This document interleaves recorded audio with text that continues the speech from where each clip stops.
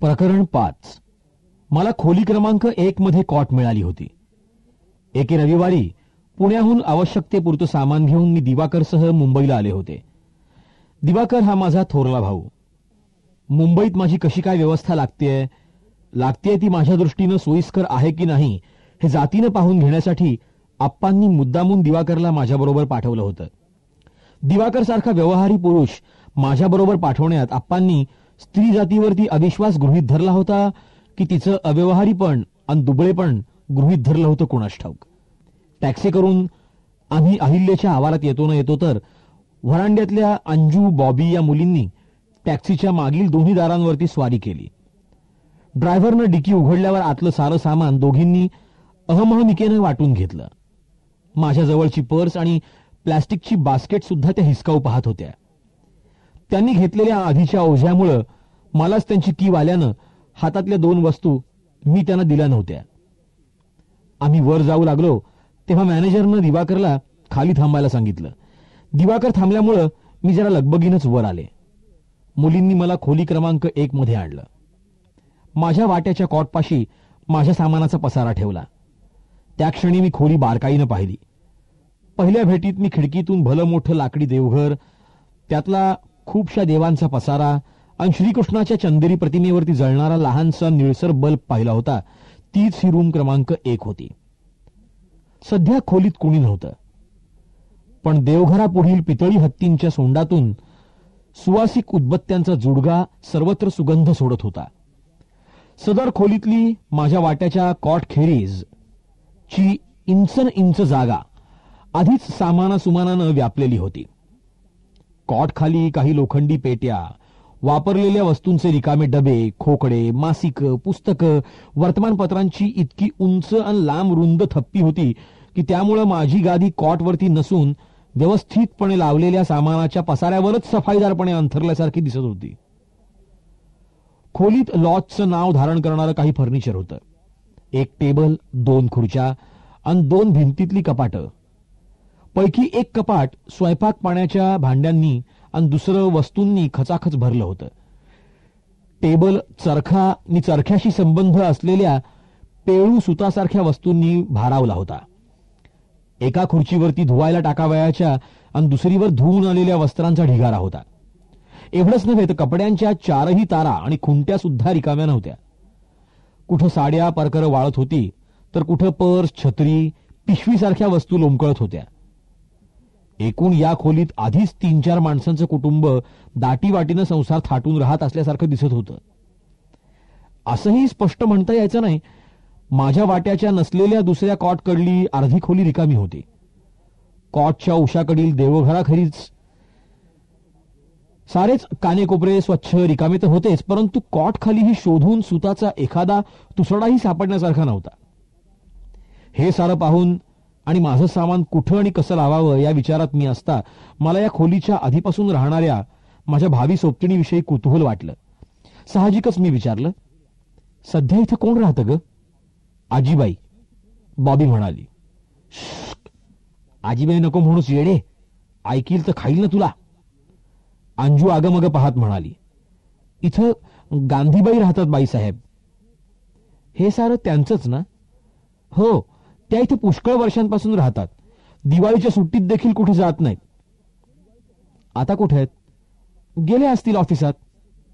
आज कुठलं ग ऑफिस येडे, रविवार नाही काय? भाज्या बिज्या आणायला गेले असतील बाजारात. म्हणजे इथं स्वयंपाक सुद्धा करायला हरकत नाही म्हणायची. मी आशा व्यक्त केली. नाही, तुम्हाला नाही करता येणार बाईसाहेब. तसा इथं कुणालाच स्वयंपाक नाही करायची परवानगी नाहीये. मग त्या कपूरबाई आणि शिरीनबाई आमलेट करून कशा खातात गा? त्या निगडेबाईंना नकळत सांगू नकोस हा. त्यांच्यामुळे भांड्यांचे 10 रुपये मिळतात ना. मला बोरकरबाईंना तू गुपचूप सोड्याच्या बाटल्या आणून देतेस, त्या काय फुकट काय ग? तर मग या गांधी की कोण बाईंना कसा काय स्वयंपाक करू देतात ग? अंजू बॉबींना मी मुद्द्यावरती आणलं. त्या इथल्या फार जुन्या रहिवाशी आहेत म्हणून, अंजू म्हणाली. त्यांना इथल्या साऱ्या जणी भितात, त्यामुळे काही जणी आजीबाई म्हणतात. म्हणून त्यांच्या खोलीत मला जागा मिळाली की काय? मी म्हटलं स्वतःशीच, आणि म्हटलं मुलींना उद्देशून, आणि अशा ठिकाणी मी माझं सामान तरी कसं लावायचं ग? गांधीबाई आल्यावर तिथे देतील ती तुम्हाला जागा रिकामी करून. माझा विश्वास बसेना. पण आता उपयोग काय होता? मी गोंधळल्यासारखी कधी माझ्या तर कधी गांधीबाईंच्या सामानाकडे पाहत होते. दरम्यान न राहून विचारलं, दुसऱ्या एखाद्या खोलीत जागा नाही का ग? आहे, अभ्यंकरबाईंच्या खोलीतली कॉट रिकामीच आहे, बॉबी उत्साहानं म्हणाली. 6 मध्ये? तर नाही हो बाईसाहेब, हिला काय माहिती आहे, तिथली कॉट तुम्ही अर्ज घेऊन गेलात ना त्या दिवशी दुपारी कोण्या बाईंना दिली आहे. नक्की? अगदी नक्की. आली काय ती बाई? नाही, पण आजच येणार होती. अद्याप आली नाही ना? अजूनही आशेनं मी म्हणाले. मला दाखवता काय ती खोली? चला. अंजू कसल्याशा कामात तत्परता दाखवत होती. बॉबी, तू निगडे बाईंकडून बाईसाहेबांसाठी चादर आणि उशीची खळ घेऊन ये बरं. तोवर मी बाईसाहेबांना अभ्यंकरबाईंची खोली दाखवते. आम्ही रूम क्रमांक 6शी पोचताच मला आणखी एका माझ्यासारख्या नवागतेचा सुगावा लागला. नवागत बाई वयानं 25च्या दरम्यान होती. रंगानं काळी, डोळ्यांनी चंचल, पोशाखानं भडक आणि अनावश्यकशा दागदागिन्यांमुळे बंगाली वाटत होती. रूम क्रमांक 6 मध्ये हिची अवस्था माझ्या अगदी विरुद्ध होती.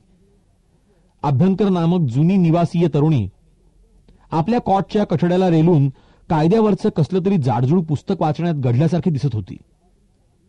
तिच्या चेहऱ्यावर नवागतेच्या किंवा नंतर आमच्याही अस्तित्वाचा मागमूस उमटला नव्हता. हातातल्या पुस्तकाशिवाय जगात तिला कोणी नसल्यासारखी ती त्यात स्वतःला हरवून बसली होती. नवागतेच्या सामानाचा पसारा माझ्यापेक्षा दुप्पट होता. हॉस्टेलच्या एका मुलीच्या मदतीनं ती तो खोलीत व्यवस्थितपणे लावून घेत होती. मध्येच अभ्यंकरची एखादी वस्तू काढून तिच्याच कॉट खाली घालताना म्हणत होती, ये सूटकेस ये यहां रखी तो चलेगा ना? चालेल. तर कधी अभ्यंकरनं काहीही प्रतिक्रिया दाखवली नसली अन असल्यास प्रतिकूल असली तरीही नवागतबाई तिचा सोयीस्करच अर्थ घेऊन सामानाची हलवाहलव करत होती. रिकाम्या जागी आपलं सामान व्यवस्थितपणे ठेवत होती. हे पाहून माझं सामान लावताना हिलाच गुरु मानावं की कायचं माझ्या डोक्यात येत होतं. पण ते अंमलात आणणं माझी रूम पार्टनर पाहिल्यावर आणि आमच्यातल्या भिडस्तपणाच्या कमी अधिक प्रमाणावरती अवलंबून होतं. सामानात लक्ष असलेली नवागत स्त्री माझ्याकडे लक्ष जाताच प्रसन्नसा चेहरा करत म्हणाली, are you staying here? Yes, I am also just coming here. Where do you come from? Calcutta. Calcutta? Yes. Where are you working? In a bank at Fort. मी एव्हाना अभ्यंकरकडे पाहिलं. जिच्या खोलीत आम्ही दोघी नवागत स्त्रिया बोलतोय तिची आमच्या बोलण्याविषयी काय प्रतिक्रिया आहे हे जाणून घेणं मला माझं कर्तव्य वाटलं. एवढंच नाही तर तिला मी विचारलं, आपण कुठे नोकरी करता? मी स्टेनो आहे. तिनं जेमतेम पुस्तकाबाहेर बघत म्हटलं आणि पुस्तकात लक्ष घातलं. मला अपमानितच वाटलं. नवागतेलाही तसंच वाटलं असावं. ती कपाळावरील आठी सैल सोडत मला म्हणाली, नुकत्याच नोकरीला लागलात की काय? ती इंग्रजीत बोलत होती. नाही, 1.5 वर्ष होऊन गेलं. आपण? तर मग आतापर्यंत कुठे राहत होतात? काय ते मी सांगितल्यावरती तिला पुन्हा विचारलं, आपण कुठं? मी नुकतीच मुंबईत आली आहे. ही राहण्याची सोय नीट झाल्यावरती बघूया कुठं नोकरी सापडतीये ती. मी पाहतच राहिले. नोकरीचा ठाव ठिकाणा नसताना कलकत्ता सोडून एकदम मुंबईतल्या एका वसतिगृहात येऊन ठेपणारी तरुण स्त्री काही केल्या माझ्या तारकात बसत नव्हती. पाहता पाहता माझ्या लक्षात आलं, या स्त्रीचं सामान खूप होतं. लॉरी नामक निवासातल्या एका नोकर मुलीच्या मदतीनं ती आपलं सामान लावत असली तरी बिजू नामक दुसरी मुलगी खालून वर डाकांवर डाका आणून टाकत होती. एकूण फार बड्या ऑफिसरची बदली झाल्यावरती तो शेवटी फर्स्ट क्लासनं नेत असतो तशा अवजड आणि कोऱ्या करकरीत सूटकेसेसची थप्पी नवागतेच्या पायापाशी येऊन पडत होती. साहजिकच ती मला IAS किंवा IAS सारख्याची बायको असावी असं वाटलं आणि मी विचारलं, आपलं लग्न झालेलं आहे? आणि बोलून गेल्यावर कुठं लग्नाची खूण तिच्या गळात दिसतंय की काय हे पाहण्याचा मी प्रयत्न केला. कारण बंगालकडच्या सौ आणि कुमारी कशा ओळखाव्यात हे मला माहीत नव्हतं. कशावरून? तिचा प्रश्न रास्त होता. नाही, नेमकं मला माहीत नाही, हे सहज विचारलं. दरम्यान काहीशी ओशाळल्यासारखी होऊन मी तिच्या चेहऱ्याकडे पाहत होते. खरं तर माझ्या चौकशीसरशी बदललेल्या तिच्या चेहऱ्यामुळं मला असं पाहावं लागलं. नाही झालं लग्न. आपलं? नाही. आपलं नाव कळेल का? का? मला पुन्हा फटका बसल्यासारखं झालं. पण हे लक्षात येऊन आता तीच ओशाळल्यासारखी झाली आणि म्हटलं तर कसं बस, आणि म्हटलं तर बेमालूम हास्य करत म्हणाली, मी मिस विद्याबाली चटर्जी. आपलं नाव? मी माझं नाव सांगत असताना लॉरी सामानाची शेवटची खेप घेऊन आली. लॉरीनं तसं विद्याबालीला सांगितलं. विद्याबालीनं डाका मोजल्यात. एकूण 26 डाका होत्या. समाधान झाल्यावर विद्याबाली लॉरीला म्हणाली, देखती क्या है, ये सब सामान बराबर जमाऊ ना?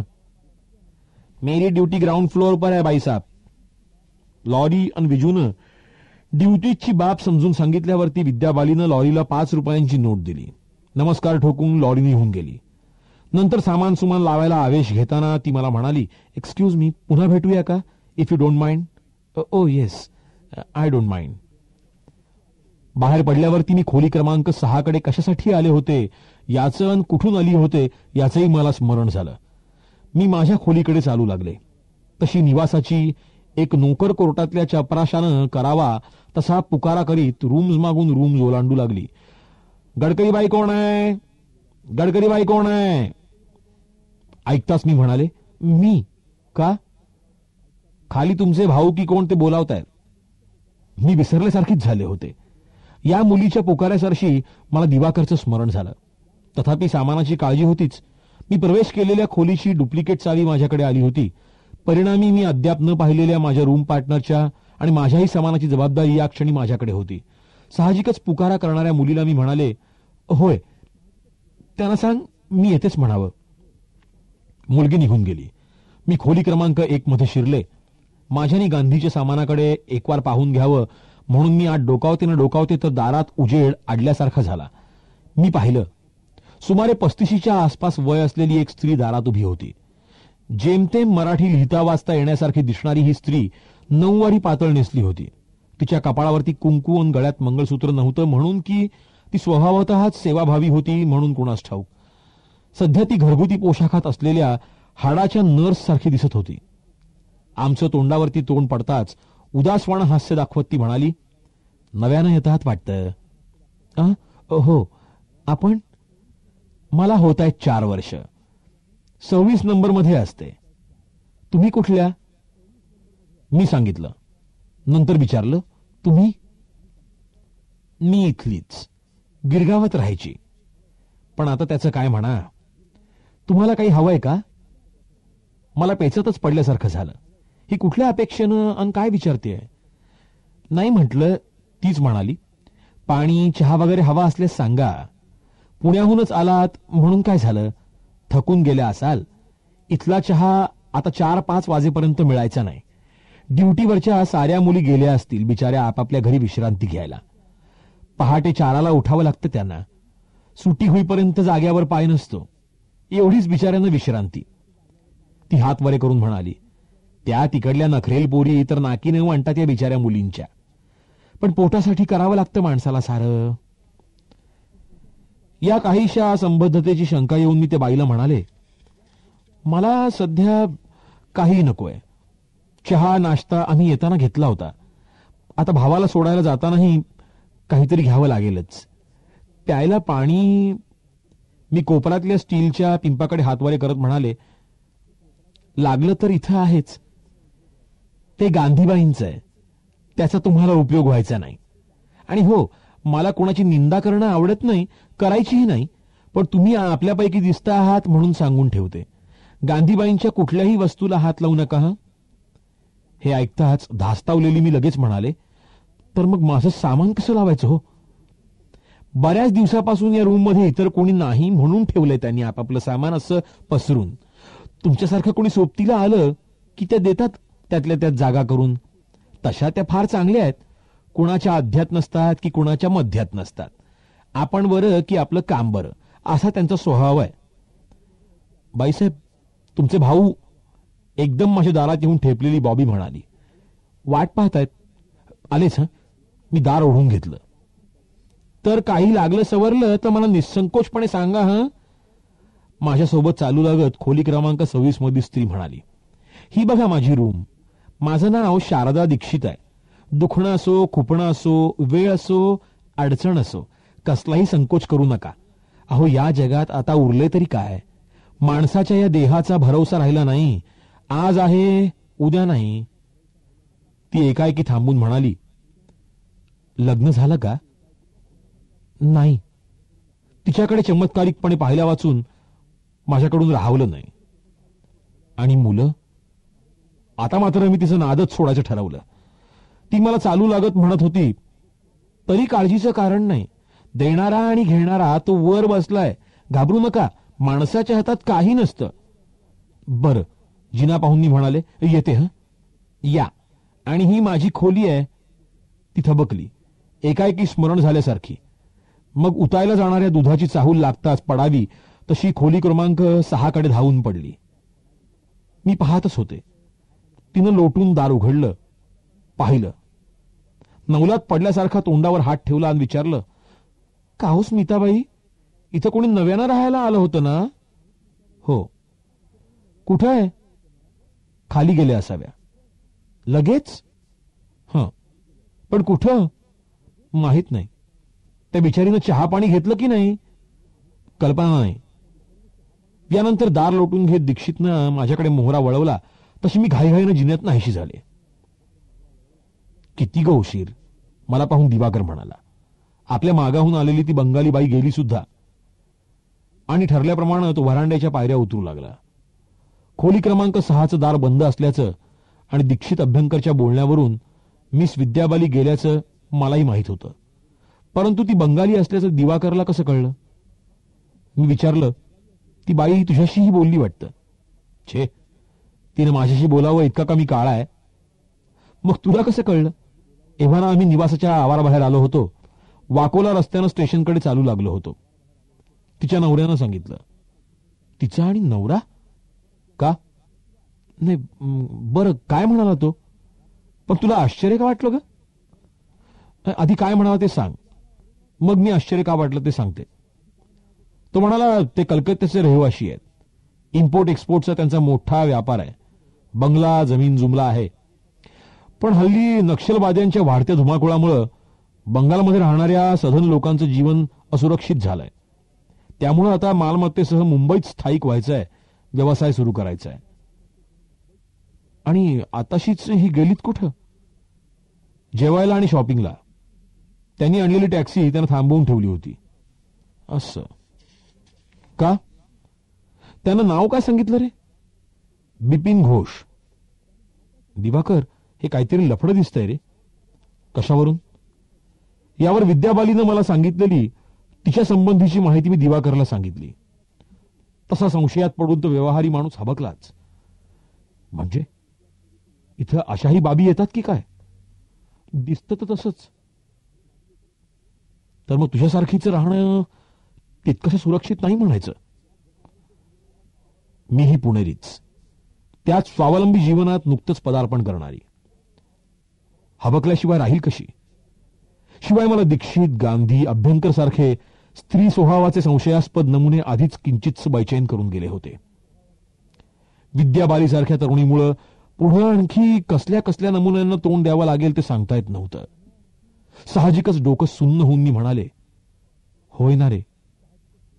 मग आता काय करायचं ते मलाही सुचत नाही.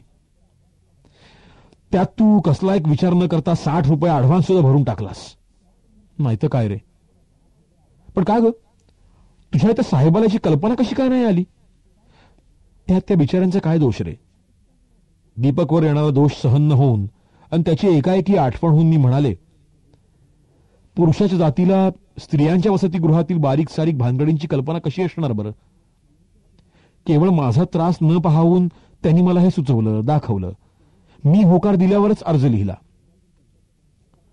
तेव्हा मला वाटतं दिवाकर त्यातल्या त्यात सांगड घालू लागला. आलीच आहेस, मुख्यतः पैसे भरले आहेस, तर काढ हा महिना. फारच आवाक्या बाहेरचं वाटलं तर दे पुढल्या महिन्यापासून सोडून. हा तोडगा आम्हाला एकाएकी पटला. त्यामुळं दीपकचाही मान राहणार होता आणि आमचे पैसेही वसूल होणार होते. एका हॉटेलात बसून घरून आणलेल्या चपात्या आम्ही खाल्ल्या. भात भाज्या हॉटेलातून घेतल्या. चहा झाल्यावरती दिवाकरला मी निरोप दिला. सांताक्रूज स्टेशनवरून लोकल हलण्यापूर्वी तो मला म्हणाला, पत्र पाठवत राहा.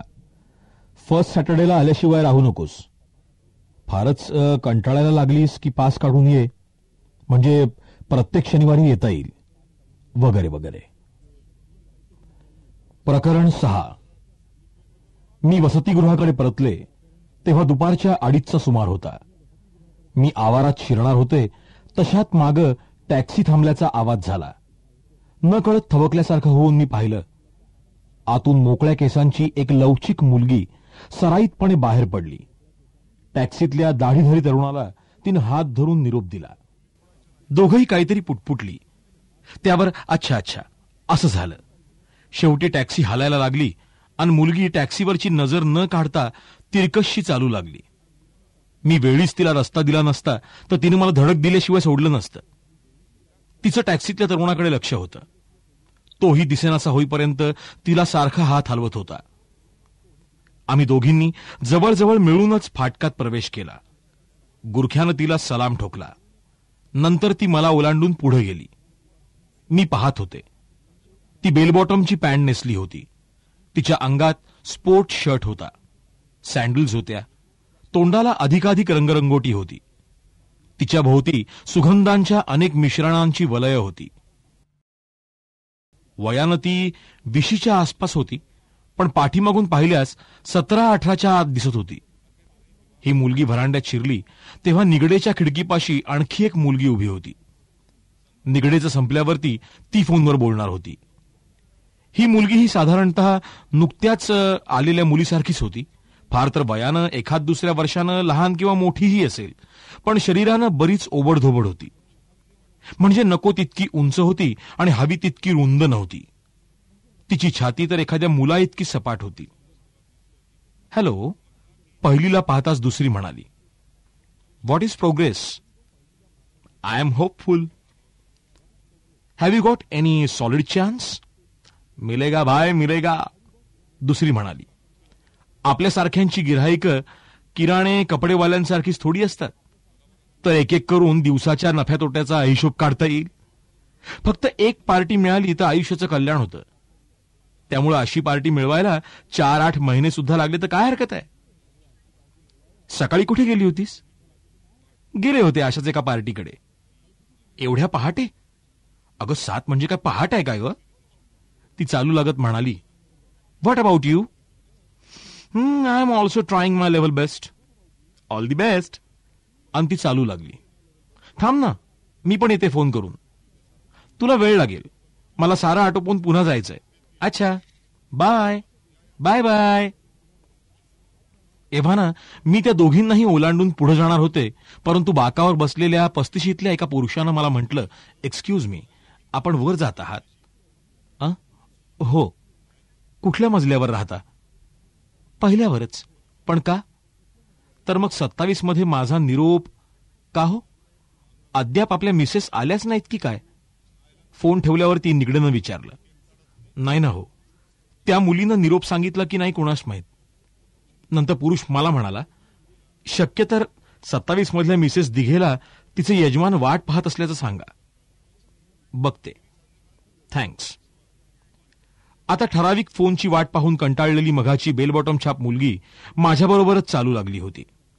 मघाशी सोबतिणीशी बोलून हिनं त्या दोघींविषयी माझ्या मनात एक विकृत कुतूहल निर्माण केलं होतं. शिवाय वर गेलेल्या मुलीला मी टॅक्सीतून उतरताना पाहिलं होतं.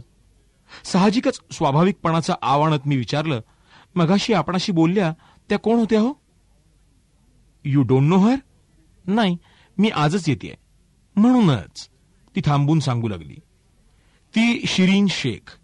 उस्मानाबादला तिचे वडील डॉक्टर आहेत. फार मोठे सर्जन आहेत. BSc झाल्यावरती शिरीननं पुण्याची फिल्म इन्स्टिट्यूट जॉईन केली. आता तिनं अभिनयाचा डिप्लोमा मिळवलाय. सध्या ती इथं राहून इंडस्ट्रीजमध्ये चान्सेस बघते. असं मला दुवे लागत आले. आणि आपण काय करता? I am miss Nandini Kapoor. शिरीनबद्दल सांगितलं होतं त्यापेक्षा कितीतरी अभिमानानं ती स्वतःबद्दल सांगू लागली. Do you know name of Alkazi? ऐकल्यासारखं वाटतं. ते जागतिक कीर्तीचे नाट्यतंत्रज्ञ आहेत. त्यांच्या स्कूल ऑफ ड्रामामध्ये मी स्टेजिंगचा कोर्स पूर्ण केलाय. पण ही नाट्यशाळा तर दिल्लीला आहे ना? I am also from Delhi, ती जरा ठसक्यातच म्हणाली. मी मुळातली अमृतसरची आहे, पण कोर्ससाठी दिल्लीला होते. कोर्स पूर्ण झाल्यावरती इकडे वाव आहे म्हणून मुंबईला आली आहे. पण वावासंबंधी प्रत्यक्ष अनुभव काय आहे? मी अकारणच तिच्या विषयात कुतूहल दाखवू लागले. नंदिनी ही अपेक्षेपेक्षा मोकळीच. ती म्हणाली, फिल्म ड्रामात इंटरेस्ट असलेल्या लोकांसाठी भारतात मुंबईसारखं शहर नाही. सध्या मला मनाप्रमाणे वाव मिळाला नाही, त्याला खरी मीच जबाबदार आहे. कारण स्टेजिंगच्या कोर्सपेक्षा मी अभिनयाचा कोर्स घेतला असता तर मला एव्हाना काही ना काहीतरी वाव मिळाला असता. शिरीनचंही असंच काहीसं उलट सुलट झालंय. तिला फॉर्म आहे पण अभिनयाची जाण नाही. मला अभिनयाची जाण आहे तर फॉर्म नाही. हे माझं मत आहे. यदा कदाचित गाठ पडली तर तिला सांगू नका, नाहीतर लागतील आम्हा दोघीत भांडणं. ती हसून म्हणाली, अर्थात मी आशा सोडणाऱ्यांपैकी नाहीये. सध्या खर्चासाठी मी किरकोळ कामं करून मिळवते, दरम्यान व्यायाम घेऊन फॉर्म आणण्याचा प्रयत्न करते. सध्या किरकोळ कामं म्हणजे? तुम्ही विविध भारतीवरती जाहिराती ऐकत असाल ना? हो, त्यातल्या अनेक जाहिरातीत जे लेडीजचं बोलणं आहे ते माझंच आहे. कित्येक जाहिराती मी स्वतःच तयार करून त्यांचं रेकॉर्डिंग केलंय. याशिवाय अडीनडीला कॉन्ट्रॅक्ट बेसिसवरती मी रेडिओवरती अनाउन्सर म्हणूनही काम करते. यात पैसा बराच मिळत असेल नाही का हो? पण मी एवढ्याशा अपेक्षेनं दिल्ली सोडली नाही. सुरुवातीला निर्माता व्हायची अपेक्षा होती, पण आता पहिल्यांदा ऍक्ट्रेस व्हायचं ठरवलंय. फॉर्मसाठी थोडी मेहनत घेतली की ते शक्य होईल असं सारी इंडस्ट्री म्हणतेय. नंतर मी आपणासारख्यांना प्रत्यक्ष फिल्मवर दिसू शकेन, दिसू लागेन. आणि ती स्वतःची पाठ स्वतःच थोपटणाऱ्यानं चालायला लागावं तशी समाधानात चालू लागली. मीही तिला सोबत करीत विचारलं, आणि शेखबाईंचा इथला खर्च कसा चालतो? God knows. नंतर सावरल्यासारखी ती म्हणाली, तिला काय कमी आहे? तिचे वडील मोठे सर्जन आहेत, ते नसतील काय पाठवत? शक्य आहे. आता माझी गॅलरी आल्यामुळं मला वळावं लागलं. नंदिनी कपूर आणखी वर जाण्यासाठी जिना चढत राहिली. गॅलरीत आठवण होऊन मी खोल्यांचे क्रमांक पाहत चालू लागले. 27 क्रमांकाच्या खोलीचं दार लोटलेलं होतं. मी ते वाजवलं. तसा आतून आवाज आला, कोण आहे? येस. मी दार लोटलं. पैकी एकदम दिसलेल्या एका कॉटवरती साधारण माझ्याच वयाची एक तरुणी कपड्या लत्त्याची तमा न ठेवता अन सुस्तावल्यासारखी बसरली होती. मांड्यांमधला मंद काळोख जेमतेम जाणवेल इतकी तिची वस्त्र वर गेली होती. नव्या जुन्या वृत्तपत्रांचा पसारा तिच्या अंगाखाली चेंगरत होता. मला पाहताच ती सावरल्यासारखी झाली. उठून बसत एका हातानं हातातलं वर्तमानपत्र बाजूला सारलं आणि दुसऱ्या हातानं डोळ्यांवरला जाड भिंगांचा चष्मा काढला. बौद्धिक की आणखी कसल्या कोणास माहीत मस्तीत असलेल्या आवाजात ती म्हणाली, का हो, कोण हवा? मिसेस दिघे. बरं का शांता, पुन्हा निरोप दिसतोय हा? मला उत्तर देण्याऐवजी ती बाजूच्या कोपऱ्यात तयारी करत असलेल्या दिघेला म्हणाली, आटोप आटोप बाई लवकर आणि जा एकदाची. यामुळं मी त्या खोलीचं दुसरंही दार लोटलं तेव्हा शांता टेबलावरील आरशात वाकून तोंडावर घाईघाईनं पावडरचा हात फिरवत होती. तिच्या चेहऱ्यावर कसलंसं मंद मादक हास्य मावेनासं झालं होतं. आरशातल्या तिच्या चेहऱ्याकडे पाहत मी म्हणाले, आपले यजमान निघालेच. खुंटीवरची पर्स आणि बास्केट घेत ती म्हणाली, विजूनं निरोप आणला तेव्हा मी बाथरूममध्ये होते. आपणाला मला त्रास दिल्याबद्दल क्षमा करा. अगं क्षमा वगैरे मग होत राहील, पहिली म्हणाली. बिचारे वाट पाहतायत कधीपासून तरी. चल चावट कुठली. पहिलीच्या मांडीवरती थापड मारत दिघे म्हणाली, अच्छा अच्छा, आता येशील कधी ग? तुला माहित आहे. ती काहीशी लाजत आणि बाहेर पडत म्हणाली, सोमवारी संध्याकाळी तरी येशील ना, की करू भेटीला तुझ्या सीएलचा फोन? काही गरज नाही. एका जणाची मज्जा आहे म्हणायची. पण हे दिघेनं ऐकल्याचं दाखवलं नाही. तशी पहिलीला माझ्या खऱ्याखुऱ्या व्यक्तिमत्वाची जाणीव होऊन ती मला म्हणाली, तुम्ही आजच आलात वाटतं? हो, बसा ना, जाते, सामान लावायचंय. होईल हो, आता इथं आपल्याला इतर कामच काय असतात. बोलता बोलता ती उठली, दारात आली, विजूच्या नावे ओरडली. 4-5 हाका ऐकल्यावरती इमारतीत कुठेतरी असलेली विजू धावपळ करत तिथं आली तशी पहिली म्हणाली, जाग 2 चहा आण आमच्यासाठी. चहाला वेळ आहे बाईचे बाजून, ते कळतं मला, हॉटेलातून आण. तशी विजूनं कपाटातून केटली काढली, बाईकडून पैसे घेतले आणि ती जिन्याकडे निघून गेली.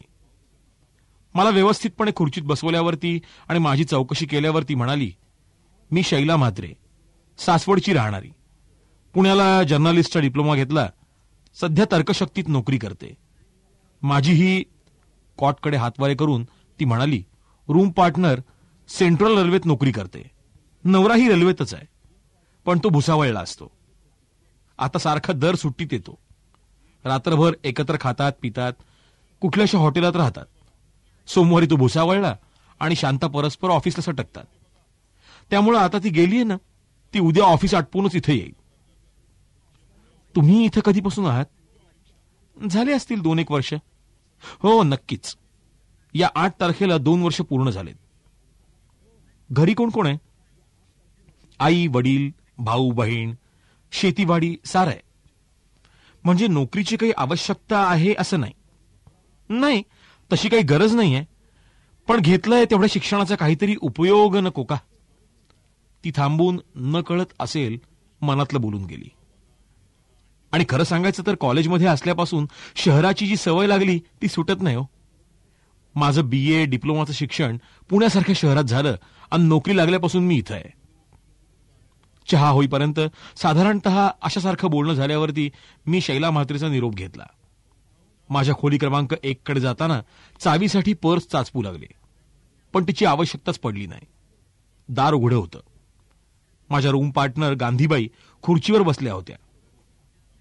पुढ्यातल्या टेबलावरती निवडणाचं ताट होतं. साहजिकच आत पाय टाकताना मी म्हणाले, नमस्कार. नमस्कार. बाईंनी माझ्याकडे तोंड फिरवलं. तुम्ही येतात होय इथं राहायला? बाईंची भाषा शुद्ध मराठी होती. तथापि बाईंबद्दल माझं मत आणखीच बिघडू लागलं. कारणं अनेक होती. बाईंचं व्यक्तिमत्व मी इथं आतापर्यंत पाहिलेल्या व्यक्तिमत्वांपेक्षा फारच विकर्षक होतं. वयानं तशा त्या जेमतेम 35च्या दरम्यान होत्या. शरीरानं मांसलमध्ये जमा होण्यासारखा होत्या. रंगानं 4 चौघींसारख्याच, म्हणजे म्हटल्या तर गोऱ्या आणि म्हटल्या तर सावळ्या होत्या, पण चेहऱ्यावर कसलासा राखीव टणकपणा होता. पाहिल्याबरोबर जरब बसेल असा. इतर कोणाला त्यांच्याशी बोलायला धैर्य एकवटायला लावील असा. माझ्यावर तरी प्रथम दर्शनीच गांधीबाईंचं वजन पडलं. कुत्सित खाष्ट सासूचं मोठ्या भाबड्या अन भित्र्या सुनेवरती पडावं तसं. तरी बाईंच्या बोलण्याला गती देत मी म्हणाले, मला माझं सामान लावायचं होतं. लावा ना, नाही कोण म्हणतं. रूम जशी माझी आहे तशीच तुमचीही आहे. पण हे सामान आपलंच ना? मी सामानाकडे हातवारे केले. अर्थातच. बोलता बोलता बाई उठल्या. माझ्या वाट्याच्या कॉटकडील भिंतीवरच्या खुंटाळ्याला आणि तारेवर असलेल्या आपल्या वस्तू त्यांनी काढून घेतल्या. आपल्या वाट्याच्या खुंटाळ्यावरती आणि तारेवरती एकावर एक टाकल्या. समाधानानं म्हणाल्या, झालं ना, लावा आता तुमचं सामान. माझं समाधान झालं नव्हतं. मी माझ्या कॉटच्या पायथ्याशी, कॉट खालील आणि कपाटातील त्यांच्या सामानाकडे नुसतं पाहत राहिले. माझ्या मते मला अर्धा तरी टेबल रिकामा हवा होता. परिणामी मी बोलले नाही, जागच्या जागी घुटमळत राहिले. का? अजून समाधान झालं नाही? असं काय नाही. मी भीतभीत का होईना कॉट खालील सामानाकडे हात उडवला. आणि हे मी कसं हलवणार बरं? त्या दिलगिरीच्या सुरात म्हणाल्या, हे सारं ठेवायला इथं जागा तरी आहे का? तुम्हीच सांगा. जागा नव्हती हे जितकं खरं होतं तितकंच हेही खरं होतं की त्यांच्या मनात असतं तर त्या आपलं सारं सामान स्वतःच्या वाट्याच्या अर्ध्याच खोलीत व्यवस्थितपणे लावू शकल्या असत्या. पण हे बोलून दाखवणं मला शक्य झालं नाही. मी जमेल तसं माझं सामान लावू लागले, फुकटचा आसरा मिळवणाऱ्याच्या भिक्षुकी भावनेनं. दरम्यान बाई तांदूळ निवडण्यात गुंतल्या होत्या. स्वतःचा अपराधीपण काढण्यासाठी सुद्धा त्या असू शकतील बोलत होत्या.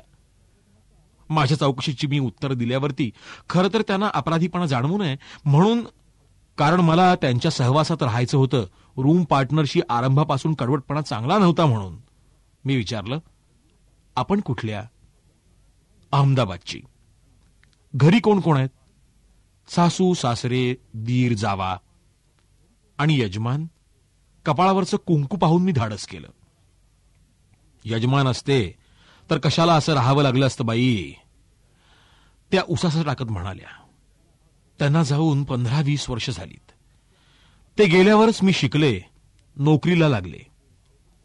नोकरी कुठे करता? खादी बोर्डात. आणि मुलं बिलं? काही नाही. मुलं नाही आणि बाळ नाही. अशात एकाकी मला बाईनी नाक ओढल्यासारखा आवाज आला.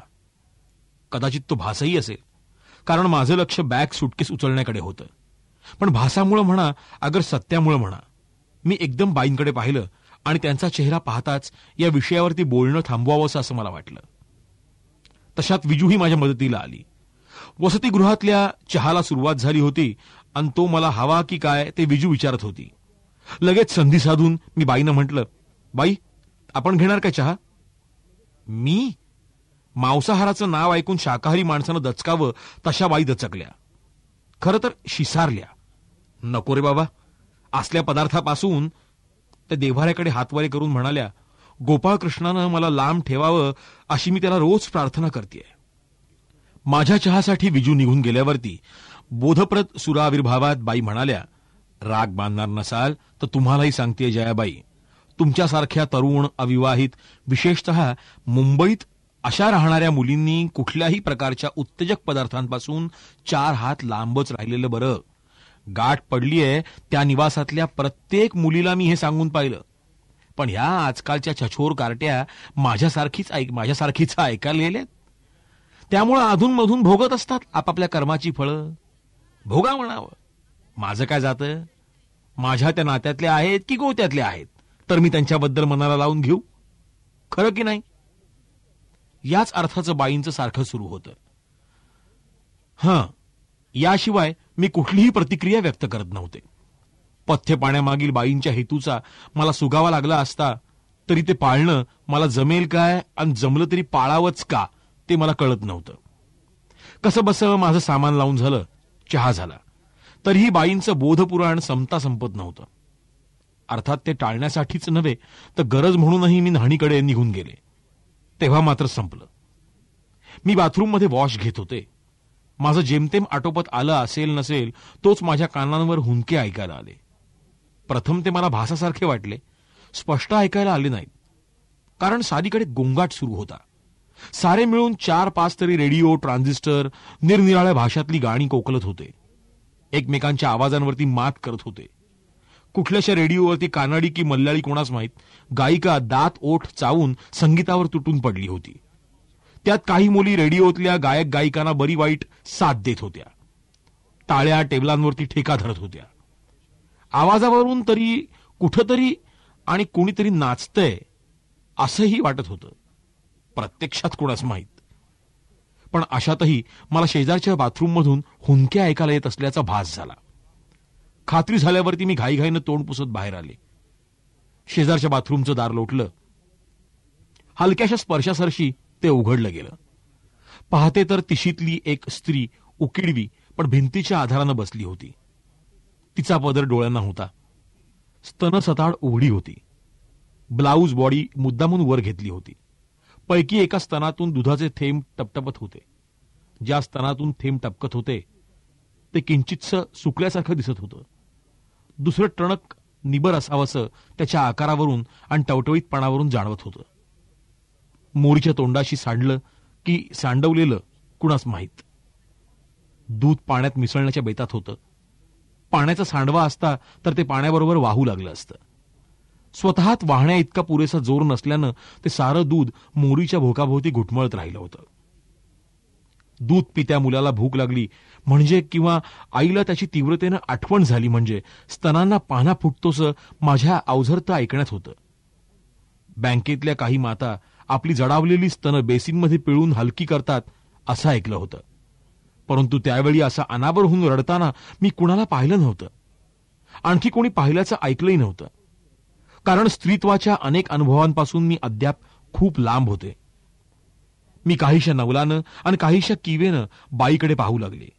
मला पाहताच ती आणखीच अनावर होऊन रडू लागली. अंगावरली साडी चांगल्यापैकी असून तिच्या मळण्या विस्कटण्याची तिला तमा नव्हती. साहजिकच मी विचारण्याचा प्रयत्न केला, का हो, काय झालं? तिनं निग्रहानं मान हलवली, डोळ्यांना पदर टिपला. असं 2-3दा झाल्यावरती नाच सोडण्याच्या इराद्याने मी तिथनं हलणार होते. तेव्हा मात्र आपण दुःख हलकं करण्याची संधी घालवतोय कल्पनेनं ती म्हणाली, काही नाही हो. हे मोरीभोवती घुटमळणाऱ्या दुधाकडे हातवारे करत ती म्हणाली, हे पिळून काढताना मुलाची आठवण झाली, दुसरं काही नाही. एव्हाना बाई भानावर आली होती. स्तनांवर वस्त्र झाकत ती उठून उभी राहिली होती. मूल कुठे आहे? औरंगाबादला. कुणाकडे? सवतीकडे. सवतीकडे? या काळात सवत? होय बाई, याही काळात मला सवत आहे, ती उसासत म्हणाली. माझीच मेली बुद्धी फिरली होती. लग्नाला 10 वर्ष होऊन मूल होत नव्हतं तेव्हा नवऱ्याला दुसरं लग्न करण्याचा आग्रह केला. मी स्वतः बायको पाहून दिली, पण ही मेली माझी सख्खी मावस बहीण माझ्याच उरावर बसली. नवऱ्याला तर मुठीत ठेवलंच, पण मी स्वतः आतडी उपसून काढलेलं मूलही तिनं हिसकावून घेतलं. तिला पुन्हा हुंदका आला. तुम्हाला मूल होत नव्हतं ना? कर्म माझं, दुसरं काय, ती वैतागत म्हणाली. ही बया घरात येऊन 1-2 वर्ष होतात न होतात तर मलाच सोन्यासारखा मुलगा झाला. तोच मला 2-1 वर्ष आधी झाला असता तर कशाला ही पाळी आली असती. तुमचे यजमान काय करतात? ते एक मोठे पुढारी आहेत. पण व्यवसाय कसला करतात? त्यांना व्यवसायाची काही गरज नाही. पुढारीपणा हाच त्यांचा व्यवसाय आहे म्हणा नका. ते आमच्या भागातून MLA म्हणून बहुधा बिनविरोध निवडून येत असतात. शिवाय अडल्या नडल्याला गरज पडल्यास मिळवणाऱ्या आम्ही आहोतच की. तुमची सवतही नोकरी करते? हो. लग्नानंतर माझ्यासारखीच यांनी तिलाही समाज कल्याण खात्यात नोकरी लावून दिली. एकत्र राहिल्यास पटणार नाही म्हणून माझी इथं बदली करवली. ती पुन्हा थांबून म्हणाली, त्याचं मला काही वाटत नाही हो. ती दोघं करेनात का हवी तेवढी मजा. पण मला माझं मूळ दृष्टीपुढे तरी हवं होतं हो. ज्या अपत्यासाठी मी एवढं दिव्य केलं, आयुष्याशी खेळायला तयार झाले, तेच माझ्यापाशी नसावं म्हणजे काय? खरंय, खरंय. बरं, ते हिंडण्या फिरण्या इतकं मोठं असतं तरी मला काही वाटलं नसतं हो. मग आहे तरी केवढं? या 13 तारखेला 10 महिन्यांचं होईल जेमतेम. अरे रे, इतकं लहान असताना बघा ना. आणि उमाळा येऊन ती पुन्हा रडू लागली. उमाळ्याचा जोश संपल्यावरती म्हणाली, बघा ना काय दुर्दैवी आहे मेला. आईचं दूध असं मोरीत पिळलं जातं, बाहेरचं दूध त्याला प्यावं लागतं. अशानं तो जगेल तरी का हो? हा सवाल अगदीच बापुडवाणा होता. हो, न जगायला काय झालं? हिला समजवायला माझ्यापाशी नुसत्या शब्दांशिवाय होतं तरी काय? मी म्हणाले, हल्लीची अमूल सारखी दुधं मुलांना आईच्या दुधापेक्षाही पोषक असतात. भाग 4 समाप्त. भाग 5. हो, न जगायला काय झालं? हिला समजवायला माझ्यापाशी नुसत्या शब्दांशिवाय होतं तरी काय? मी म्हणाले, हल्लीची अमूल सारखी दुधं मुलांना आईच्या दुधापेक्षाही पोषक असतात. ते झालं हो, पण मी म्हणते तो खऱ्या मायेशिवाय जगेल काय? न जगायला काय झालं? आयुष्य असलं तर खोट्या सुद्धा मायाची माणसाला गरज असते, अजिबात गरज नसते. आणि बाई गळीच पडते असं पाहून मी बोलता बोलता तिच्या तावडीतून स्वतःची सुटका करू लागले. चालायला लागत म्हणाले, आपलं नाव नाही कळलं मला. अरुणा जोंधळे, 7 नंबरला असते. तुम्ही? मी 1ला. आजच आलात वाटतं? हो. बरं, मला जायचंय. चलणार? नाही. ती बाथरूमच्या दारावरती हात जमवत म्हणाली, मला अद्याप हे पिळून काढायचंय. आणि मी हलताच तिनं दार लोटून घेतलं. मी माझ्या खोलीत आले तेव्हा गांधीबाई कुकरच्या तयारीत होत्या. एका भांड्यात त्यांनी तांदूळ, दुसऱ्यात मुगाची डाळ, तिसऱ्यात बटाटे, तांबडा आणि पांढरा भोपळा आणि रताळ्यांच्या मोठाल्या फोडी होत्या. कुकर रचून झाल्यावरती त्या माझ्याकडे न पाहता बोलल्या, तुमच्या जेवणाची काय व्यवस्था आहे? म्हणजे? हेतू लक्षात न येऊन मी प्रतिप्रश्न केला. म्हणजे असं, काही जणी इथं डबा आणवतात, काही जणी हॉटेलात किंवा एखाद्या काकूकडे स्वतः जेवायला जातात. इथं डबा आणवण्याचीही व्यवस्था आहे? हो. बिजू बॉबी सारख्या मुलींना महिन्यावारी 10-15 रुपये दिलेत की त्या देतात की खोल्यातल्या खोल्यात जेवण आणून. मी अद्याप अशी काही व्यवस्था केली नाही. तेव्हा जात जाईन हॉटेलातच. सोबतिणी असतीलच ना? नसायला काय झालं? त्या 27 मधल्या म्हात्रेला तर हॉटेलात जाऊन जेवल्याशिवाय झोपच लागत नाही. त्यामुळे सांताक्रूज मधल्या एकूण एक हॉटेल तिला चांगली माहिती आहे. कुठं काय चांगलं मिळतं ते तिला तिथल्या वेटरपेक्षा अधिक माहिती आहे. आणि बोलता बोलता त्या शैलाच्या नावानं बडबड करू लागल्या. माझ्या जेवणाची वेळ व्हायची होती. आज उशिरा जेवण झालं होतं. शिवाय विश्रांती अजिबात मिळाली नव्हती. कॉटच्या कठड्याला उशी लावून मी रेलले. हातात मासिक घेतलं. हे पाहून बाई किंचितशा अस्वस्थ झाल्या. म्हणाल्याही, तुम्ही नाही जात जेवायला? जाईन जरा वेळानं. बाई आणखीन बेचैन जाणवल्या, पण बोलल्या नाहीत. कुकर ठेवल्यावरती त्यांनी पूजा केली. दुसऱ्या एका स्टोव्हवरती भल्या मोठ्या भांड्यात पाणी तापवायला ठेवलं. जरा भरात त्या साप्ताहिक कामांना मध्ये सवड मिळणार नाही त्या म्हणजे वाती भिजवून ठेवणं, सकाळी धुतलेल्या कपड्यांपैकी कशाच्या घड्या करणं आणि कशाला इस्त्री करण्यासारखी कामं संपवली. खरं तर कुकरची शीळ वाजल्यानंतर मी जेवायला जाईपर्यंतचा वेळ त्या घालवीत असाव्यात. कारण त्या एकदा म्हणाल्या होत्या, आपल्यासारख्यांनी लवकरात लवकर जेवून झोपण्याची सवय ठेवणं चांगलं असतं. एकदा म्हणाल्या होत्या, उशिरा हॉटेलात जेवण चांगलं मिळत नसतं. त्यात आज रविवार, इकडे फिरायला येणाऱ्यांची गर्दी फार असते. पण मी कशालाही दाद दिली नव्हती. हे लक्षात आल्यावरती आणि कुकर निवू लागल्यावर स्टीलच्या ताटात बाईंनी सगळं काढून घेतलं. ताटाच्या आजूबाजूला दूध, तूप आणि ताकाची भांडी ठेवली. ताट खोलीच्या एका कोपऱ्यात ठेवलं आणि माझ्याकडे पाठ करून ते जेवायला बसल्या. जेवताना बकाबका जेवत होत्या. मोठमोठाले घास घेत होत्या, जशा काही त्या माझ्यावरती रागावल्याच होत्या. या क्षणापर्यंत या काहीशा चमत्कारिक बाईंकडे मी बारकाईनं पाहत होते. त्यांनी बटाटे भोपळ्यांचा उकडा माझ्या कल्पनेप्रमाणे फोडणी दिला नव्हता. त्यात दूध किंवा ताक टाकून तो त्या तशाच ओरपत होत्या. वरण भातात तेवढं चवेपुरतं अन्न, तेही नुसतं मीठ टाकलं होतं. पण बाईच्या या चमत्कारिक जेवणाचा विचार करण्याइतकी मी शांत राहू शकले नाही. सुरक्षित म्हणवणाऱ्या बाईंनी माझ्याकडे पाठ करून जेवणं मला अपमानाचं वाटलं. मी ताडकन कॉटवरून उठले आणि अपमान सहन न होऊन नुसती पर्स घेऊन बाहेर पडले.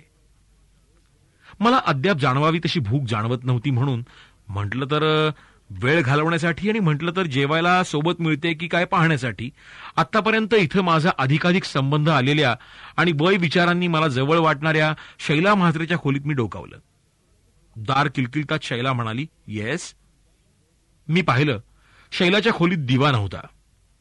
अर्थात त्याची नितांत गरज असण्याइतका अंधार अद्याप पडायचाही होता.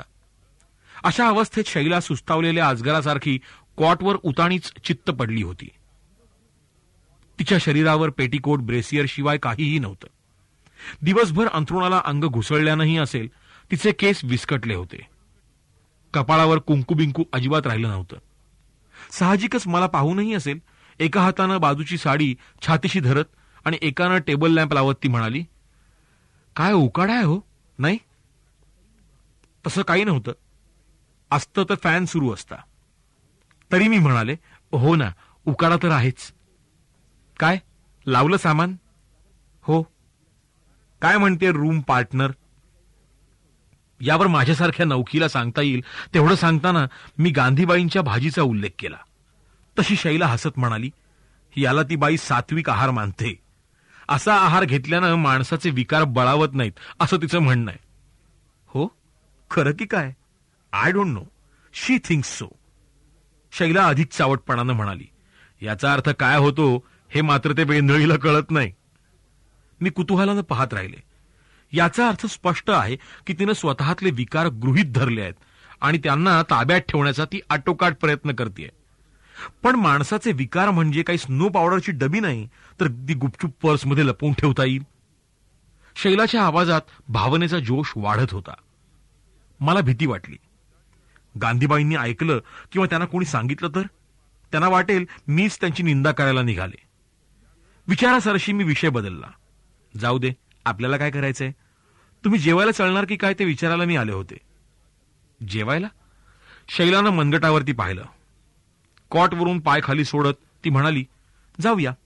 बेत काय आहे? कसला? व्हेज की नॉनव्हेज? मी नॉनव्हेज घेत नाही. मग आपली कंपनी कशी जमणार? तुम्ही रोज खाता? आठवड्यातून 3 तरी. रविवारी तर खायलाच हवं.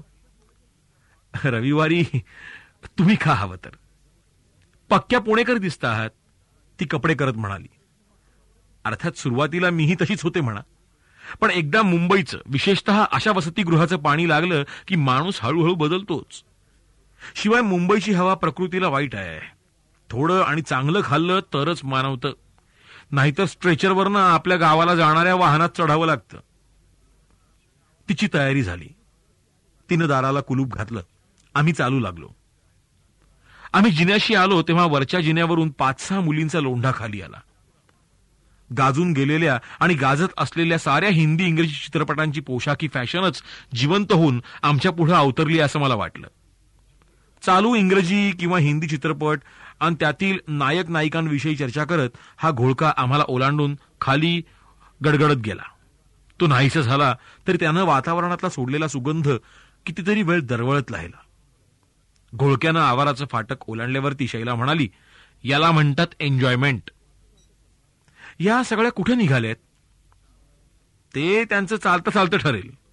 वाटल्यास काही जणी खाणं पिणं झाल्यावरती सिनेमाला जाऊन बसतील, वाटल्यास काही जणी जुहूकडे भटकायला जातील, काही जणी या इथल्या पार्कमध्ये बसून मुलांची किंवा एखाद्या बाळबोध वळणाच्या जोडप्याची आपापसात टिंगल करतील. परतताना एखाद्या पॉश हॉटेलमध्ये झकासपैकी खाना घेतील. एकूण इथल्या तरुण रहिवाशिणी असा साजरा करतात संडे, आणि तुम्हाला नॉनव्हेज सुद्धा चालत नाही. माझ्या बाळबोधपणावरती ती मोठ्यानं हसली. चालत नाही असं नाही, वातावरणाच्याही परिणामानं असेल, मी कचरत म्हणाले. मी खाल्लं नाही कधी. तर मग करा सुरुवात. नाही, आजच नको. राहिलं, कुणाला बाटवायला आपल्यापाशी काही ब्लॅक मनी नाहीये. एव्हाना दीप पंजाब नामक हॉटेल आलं होतं. तसं शैलानं निर्वाणीचं विचारलं. मग व्हेजच ना? हो. तर मग हे हॉटेल आपल्या कामाचं नाही. ती चालू लागली. पण तुम्हाला कंपनी सोडून माझ्याच्यानं जेवत नाही. चला, आपण आज व्हेजच घेऊया दोघीही. नंतर आम्ही विलासमध्ये शिरलो. कोपऱ्यातल्या टेबलाकडे चालू लागलो. तिथल्या सिगारेट, फुक्या, टवाळ तरुणांची लोचट हावरी नजर मला तरी बोचकारल्यासारखी वाटू लागली. सहज साध्य अशा बाबीकडे पाहावं तसे ते आमच्याकडे पाहत होते. यावरून माझे काही तर्क जागे झाले. वसतिगृहातल्या बहुतांशी शाकाहारी स्त्रिया इथंच जेवायला येत असाव्यात. त्यातल्या काही उथळपोरी इथं थिल्लरपणे वागत असाव्यात. निदान त्यांच्या स्वाभाविक वागण्यातून गुदमरणाऱ्या मस्तीचं प्रदर्शन होत असावं, आणि म्हणून हा टवाळ तरुणांचा घोळका नेमका याच वेळी इथं सिगारेट फुंकत बसत असावा. कल्पनेसरशी माझा चेहरा करडा झाला. शैलानं निवडलेल्या टेबलावाशी मी शक्य तितक्या शालीनपणानं बसले. ऑर्डरची बाब शैलानंच हाताळली. आमच्याकरता नुसत्या राईट प्लेट्स सांगितल्या. संडे स्पेशल म्हणून गुलाबजामची स्वीट डिश मागवली. आमच्या राईस प्लेट आल्या. आमचं खाणं सुरू असताना सुमारे 20ली एक तरुणी आमच्या पुढ्यात आली. पुढ्यातल्या खुर्चीत भीत भीत बसू लागली. दिसायला ती अगदीच सामान्य होती.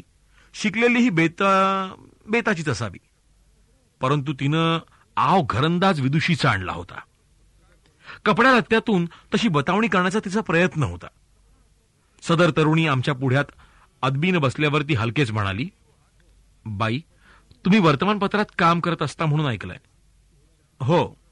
शैलानं एकाएकी फार मोठ्या संपादकाचं गांभीर्य चेहऱ्यावरती पसरवत विचारलं, तुम्हाला कोणी सांगितलं? 28 मधल्या मोमीनबाईनं. परवीश मोमीननं? हो. बरं, काय काम आहे?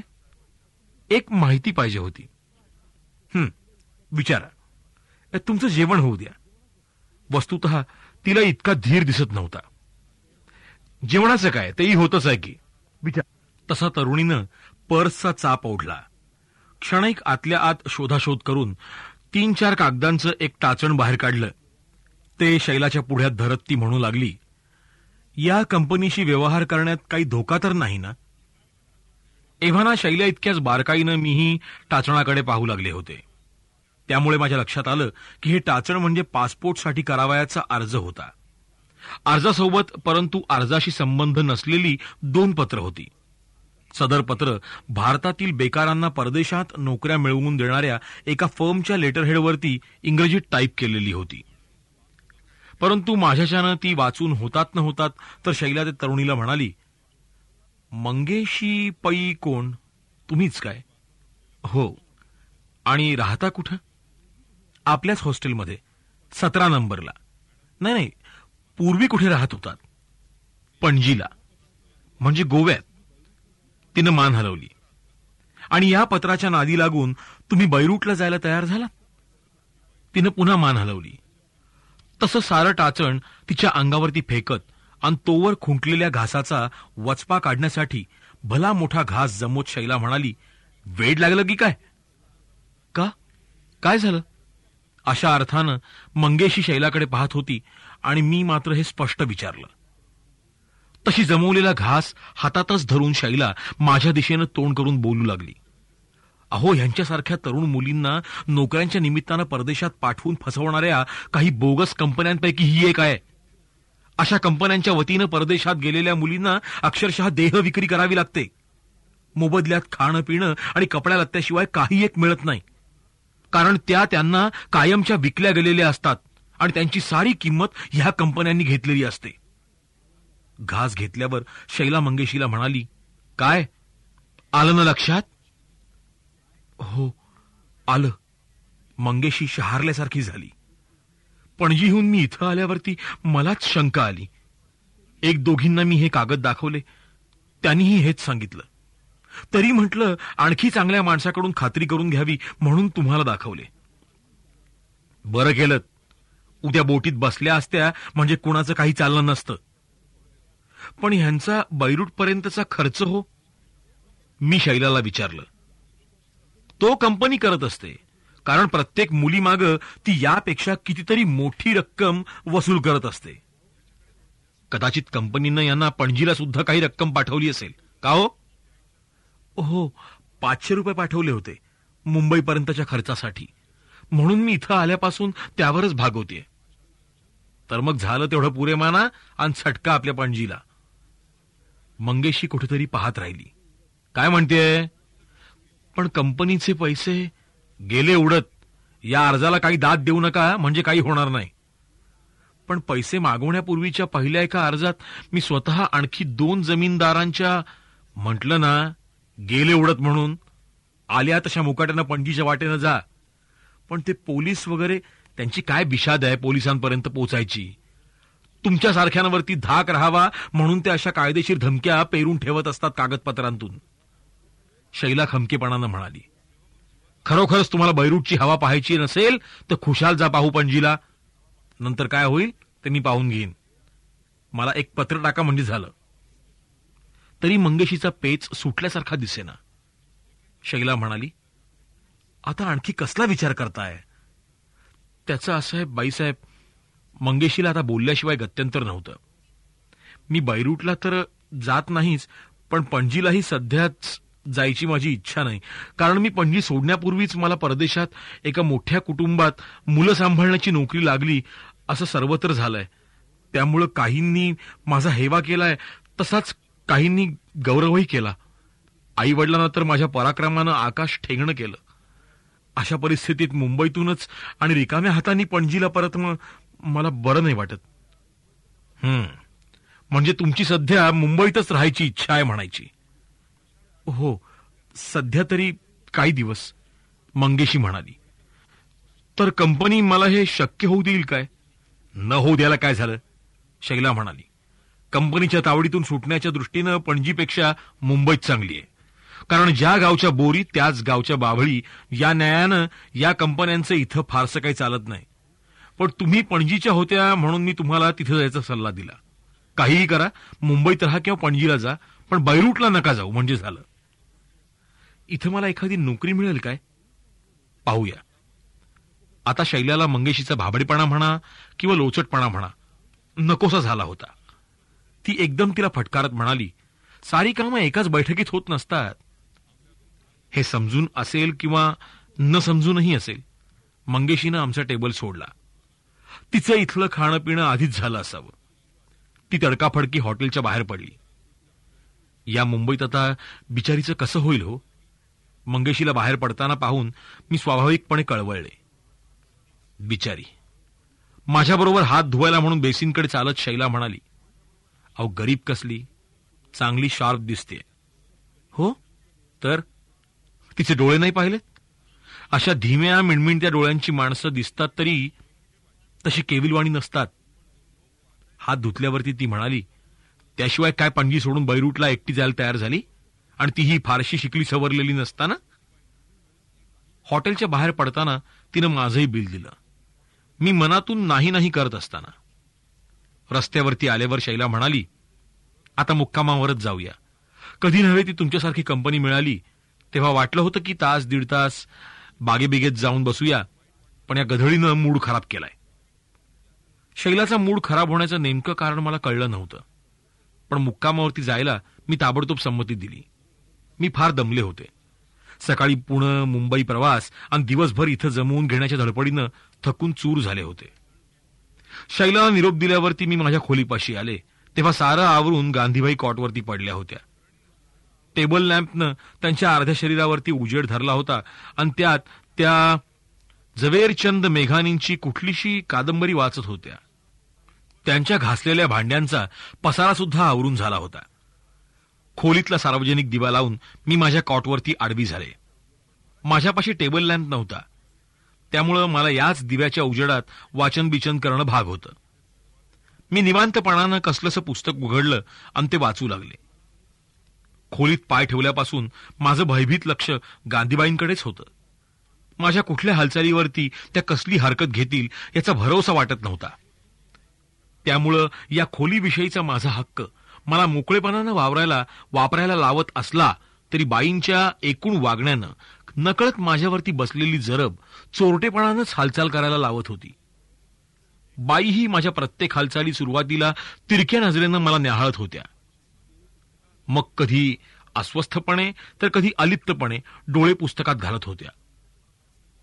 बरोबर 8:45च्या सुमाराला बाईंनी पुस्तक मिटलं, जागेवर ठेवलं, दिवा विझवला आणि कॉटखाली पाय सोडत त्या मला म्हणाल्या, काय झालं जेवण? हो. बाईंच्या चौकशीत मला अनपेक्षित आपुलकी जाणवली. कुठं जेवलात? विलासमध्ये. बाईंशी स्नेह निर्माण करण्यासाठी मी मोठ्याच तत्परतेनं बोलू लागले. आता वाचणार किती वाजेपर्यंत? साधारणतः झोप येईपर्यंत. तरी 11-11:30 पर्यंत. म्हणताय काय? त्या एकाएकी हुकमी स्वरात म्हणाल्या. पण मी नवाला म्हणजे अगदी नवालाच झोपते आणि मला उजेडात झोप लागत नाही. या जागी दुसरी एखादी बाई असती तर मी बोलण्याची हिंमत केली असती. तर मी आपला टेबल लॅम्प वापरला चालेल काय? पण इथं माझी गोबडीच वळली. मी कशीबशी म्हणाले, ठीक आहे, मी दिवा घालवते. तेच म्हणतेय. ती पायात चपला घालत म्हणाली, हो, आणि या तुमच्या चपला इथं ठेवायच्या नाहीत. एक तर त्या तुमच्या बागेवरती ठेवा किंवा बाहेर ठेवा. चामड्यांच्या चपलांचा मला विटाळ होतो. मी इथंच जेवण खाण करते हे तुम्हाला माहितच आहे. बाहेर जाण्यापूर्वी आठवण होऊन ती थबकली. आणि हो, हे पाणी माझं आहे. मी ते उकळून ठेवत असते. तेव्हा गॅलरीतल्याच माठातलं पाणी तुम्ही प्या. हॉस्टेलचा सार्वजनिक माठ आहे तो.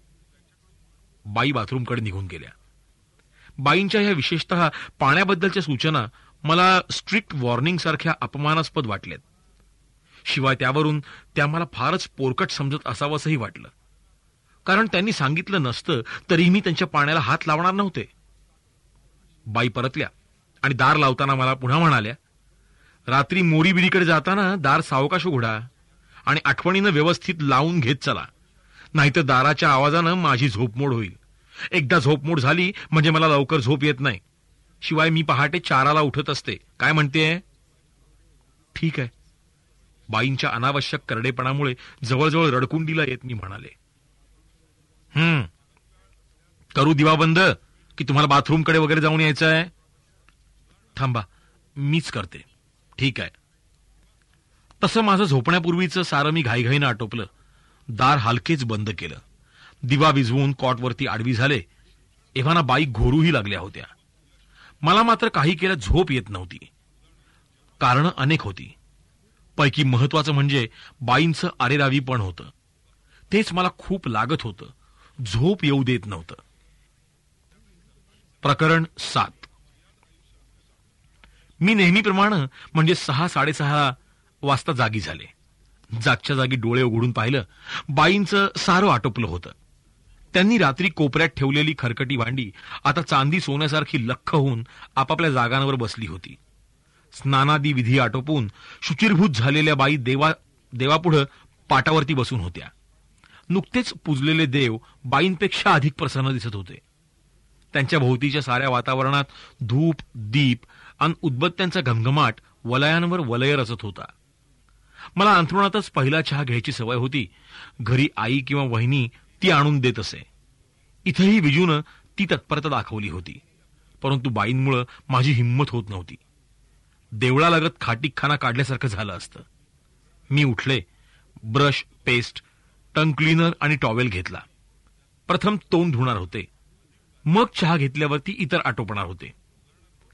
मी बेसिनपाशी आले. पाहते तर ही रांग. वेगवेगळ्या वयांच्या पोशाखातल्या स्त्रिया, मुली शिळ्या पाक्या शरीरांनी सापडेल ती जागा धरून उभ्या होत्या. काहींकडून नुकतंच झोपेतून उठल्यामुळे, जागरण झाल्यामुळं किंवा आणखी कुठल्या कारणांनी तोल न सावरून त्या जागच्या जागी रेलत होत्या. काही नव्या जुन्या परस्परांच्या चेहऱ्यांकडे कुतूहलानं पाहत होत्या. काही ओळखी करून घेत होत्या तर काही सलगीनं आपसात बोलत होत्या. हीच अवस्था संडास बाथरूम. काही आतल्यांना काही बाहेरच्या बिनदिक्कतपणे म्हणत होत्या, अगं भीमे, इतका वेळ काय करतेस ग? आटोप ना लवकर. कोण आत बनावडे आहे काय? मग आपल्याला या संडासची आशाच धरायला नको. संपूर्ण तास घालवल्याशिवाय ती बाहेर यायची नाही. यावर आतलीही बोलायला कमी करत नव्हती. शाले चावटपणा करू नकोस हा, नाही तर बाहेर आल्यावरती चांगली सणक काढेन अशी. पण येशील तेव्हा ना. आणि अशाही विनोदावरती बाहेरच्या मुली फिदी फिदी हसत होत्या. काही जणी गुणगुणत किंवा एकमेकींची चहाटळ चेष्टा करून टाइमपास करत होत्या, तर काही गंभीरपणे व्यावसायिक संबंधितांच्या नाहीतर गैरहजर रूम पार्टनरच्या उखाळ्या पाखाळ्या काढत होत्या. अशापैकी संडासातून आलेल्या मुली बेसिनकडे, बेसिनवरून परतलेल्या बाथरूमकडे आणि बाथरूममधून बाहेर पडलेल्या आपापल्या खोल्यांकडे जात होत्या. काही मधूनच खोल्यांकडे जाऊन येत होत्या, तर काही नुकत्याच खोल्यांकडून येऊन या 3 रांगांपैकी एखाद्या रांगेत उभ्या राहत होत्या. ही सारी नवलाई निरखत मी बेसिनच्या रांगेत उभी होते. तशात माझ्या समोरचीच एक बाई माझ्याकडे निरखून पाहत असल्याचं माझ्या ध्यानात आलं. त्यामुळे मीही तिला न्याहाळून पाहू लागले. बाई 25च्या दरम्यान होती. गळ्यात मंगळसूत्र होतं. शरीरावरती कित्येक वर्ष संसार केल्याच्या खुणा होत्या. या क्षणी तिचा चेहरा मलूल, कसला तरी ध्यास लागल्यासारखा किंवा धसका घेतल्यासारखा दिसत होता. आमची नजरानजर असह्य होऊन क्षणार्धात ती किंचितशा जवळकीच्या स्वरानं म्हणाली, आपणही इथं नव्याच दिसत आहात नाही? हो का? किती दिवस झालेत? मी सांगितलं. राहणाऱ्या कुठल्या? मी तेही सांगून विचारलं. पण का? नाही म्हणजे आपल्याला इथली हवा मानवली की नाही ते विचारते. सध्याच काही सांगता येणार नाही, पण तुम्हाला मानवलेली दिसत नाहीये. असं वाटतंय खरं, ती म्हणाली. कदाचित तुम्ही जवळच्या असल्यानंही तुम्हाला इथं अन्न पाणी मानवत असेल. तुम्ही कुठल्या? नागपूरला असतो आम्ही. माझे यजमान एजीच्याच ऑफिसमध्ये काम करतात. पण त्या मेल्या सुब्रमण्यमनं मला इथं आणून टाकलं. 15 दिवस झाले नसतील मला इथे येऊन, तर जेवण जाईन असं झालं. संडासला नीट होत नाही. रात्री 2-2, 3-3 वाजेपर्यंत झोप लागत नाही. वाटतं तिकडे यांची प्रकृती कशी असेल.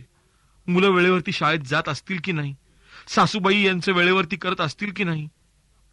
छोट्या माझ्याशिवाय कसा झोपत असेल. रागाच्या भरात हे त्याला मारत बिरत असतील की काय. झालं ना पोद्दारबाई तुमचं पुन्हा सुरू.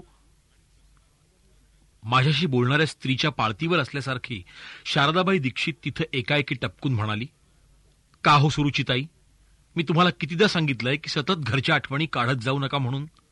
अहो, तुम्हाला काही सुद्धा झालेलं नाहीये. लक्ष तिकडे आहे म्हणून तुमच्या अंगी खाणं पिणं लागत नाही. सराव नसला घर सोडून राहण्याचा म्हणजे होतं माणसाचं सुरुवातीला तुमच्यासारखं नाही, असं नाही. दीक्षित माझ्याकडे पाहत म्हणाली, हे माहीत असताना माणसानं मुद्दामून आपल्यावरती संकट ओढून घ्यावं काय? का हो जयाबाई, तुम्हीच सांगा बरं. बरोबर आहे, कसलीही कल्पना नसताना मी म्हणून गेले. अहो, नागपूरला का होईना तुमची सारी माणसं सुरक्षित तरी आहेत. गेल्या 3-4 दिवसात त्यांचं पत्रही नाही हो. पत्राला 3-4 दिवसांचा उशीर म्हणजे फार उशीर होय हो. दीक्षित जवळपासच्या सर्वांकडे पाहत हसली. लगोलग गंभीर होत म्हणाली, थोड्याफार उशिरा का होईना तुम्हाला पत्राची आशा तरी आहे. आणि दीक्षितचा गळा दाटल्यासारखा झाला. न बोलून ती पोद्दारला म्हणाली, आता मला फार बोलायला नका लावू. चला, माझ्याबरोबर चला आणि मुकाट्यानं आपल्या कॉटवरती पडून राहा पाहू. तिने पोद्दारचा दंड धरून म्हटलं, बोला, चलता की नाही? मला तोंड धुवायचंय. तर मग आटपा लवकर, नाही तर तुम्ही व्हा बाजूला. मीच तुम्हाला गरम पाणी आणून देते तोंड धुवायला तुमच्या खोलीत. गरम पाणी? रांगेतल्या एका मुलीनं सोबतिणीकडे पाहिलं. तसं सोबतिणीनं कोपरावून तिला गप्प राहायला खुणावलं. शक्य तेव्हा सुरुची बेसिनला भिडली. आजाऱ्या बिजाऱ्यासारख्या हलक्या हळुवारपणानं ती तोंड धुवू लागली. दीक्षित बाजूला उभी होती. लाडक्या लेकीच्या पहिल्या बाळणपणात एखाद्या आईनं घ्यावी तशी ती सुरुचीची काळजी घेत होती. तिचं तोंड धुवून झाल्यावरती तिनं तिला आधार देऊन चालवत खोली क्रमांक 3 मध्ये नेलं. हे सारं पाहणारे इतर मुली आपापसात खाणाखुणा करत होत्या, हसत होत्या. अर्थात त्या नेमक्या सुरुचीला की दीक्षित बाईला हे मला कळायला मार्ग नव्हता. माझं आटोपल्यावरती तिथंच कुठेतरी रेंगाळणाऱ्या विजूला मी चहा सांगितला. माझ्या खोलीत आले तेव्हा गांधीबाई जाण्याच्या तयारीत होत्या. त्या माझ्याशी बोलत नव्हत्या, कारण दिवा लवकर विझवण्यावरून काही दिवसांपूर्वी त्यांच्यात आणि माझ्यात थोडी कुरबूर झाली होती. मी विजूची वाट पाहत असताना माझं दार लोटलं गेलं. फटीतून मंगेशीची चोरट्यासारखी आकृती स्पष्ट झाली. मी किंचितशा दचकल्यासारखी झाले. स्वाभाविकच जरा चिडून विचारलं, कोण हवाय? तुम्हीच. ती तोंडभर हसण्याचा प्रयत्न करत म्हणाली, बाईसाहेब, मला ओळखलं ना? तर बोला. त्या दिवसाचं आपल्या लक्षात नसेल. कोणत्या? त्या आपण आणि शैलाबाई विलासमध्ये जेवत होतात. नक्की आठवत नाही. माझं खरं होतं, कारण माझ्यात नसलं तरी शैलात आणि हिच्यात बरचसं बोलणं झालं होतं. मी माझ्यासाठी एखादी नोकरी लक्षात ठेवायला सांगितलं होतं. मला की म्हात्रेबाईंना हो. जसं तिनं मला सांगितलं असतं तर मी आत्ताच्या आत्ताच तिला नोकरी देणार होते. मी दोघींनाही उद्देशून बोलले होते बाईसाहेब. पहिल्या भेटीत तिनं मला उल्लेखलं होतं की नाही, असल्यास बाईसाहेब म्हटलं होतं की नाही हे मला आठवत नाही. पण आता तिचं बाईसाहेब ऐकून मला नकळत पोक्तपणा आला. मी म्हणाले, तुमचं शिक्षण किती आहे? मराठी 4थी. यापूर्वी काय करत होतात? घरकाम आणि मुलं सांभाळण्याचा मला चांगला अनुभव आहे. निवडण कांडण सुद्धा करेन वेळ आली तर. एकूण भांडी धुणी सोडून मी काहीही करायला तयार आहे. बघेन. कसलाही वाव नसताना मी भाव खाऊन गेले. ते कदाचित असल्या लाचार माणसाला दुखावणं अवघड असल्यानं असेल, किंवा कदाचित असल्या लाचारपणापुढं माणसाचा मोठेपणा आकारानं वाढत असल्यानंही असेल.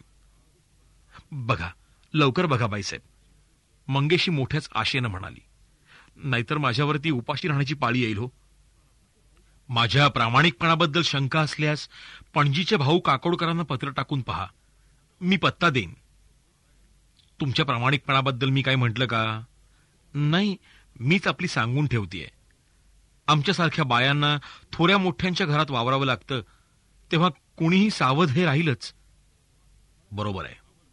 मी प्रयत्न करीन. मला चहा येण्यापूर्वी तिला कटवायचं होतं. माणसाचा स्वभाव कसा असतो बघा.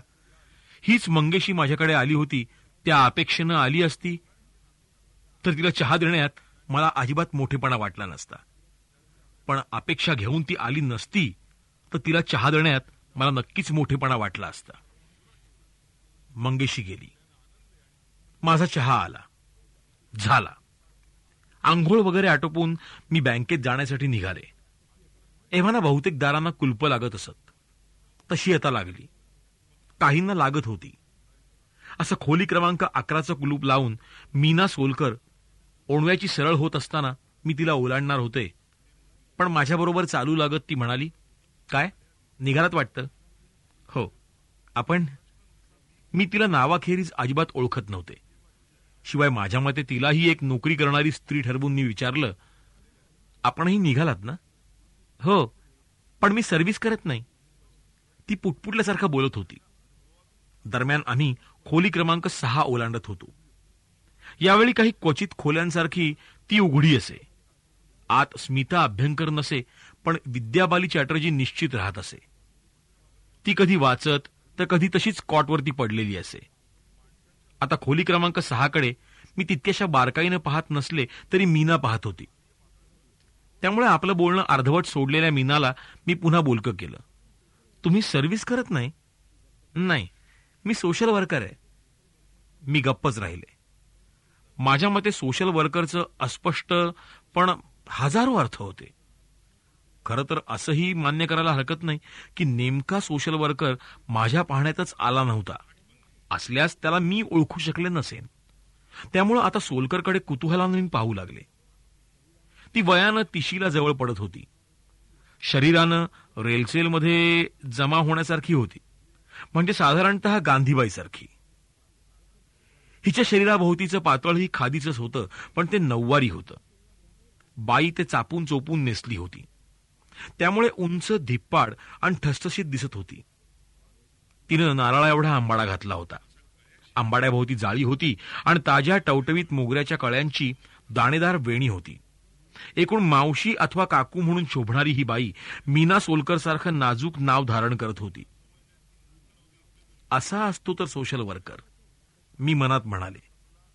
आम्ही तळमजल्याच्या व्हरांड्यात पाय टाकतो न टाकतो तर व्यवस्थापिकेच्या खिडकीभोवतीचा 2-4 जणांचा घोळका पाहून कळत न कळत थबकल्यासारखी झालेली सोलकर म्हणाली, अय्या, पोलीस?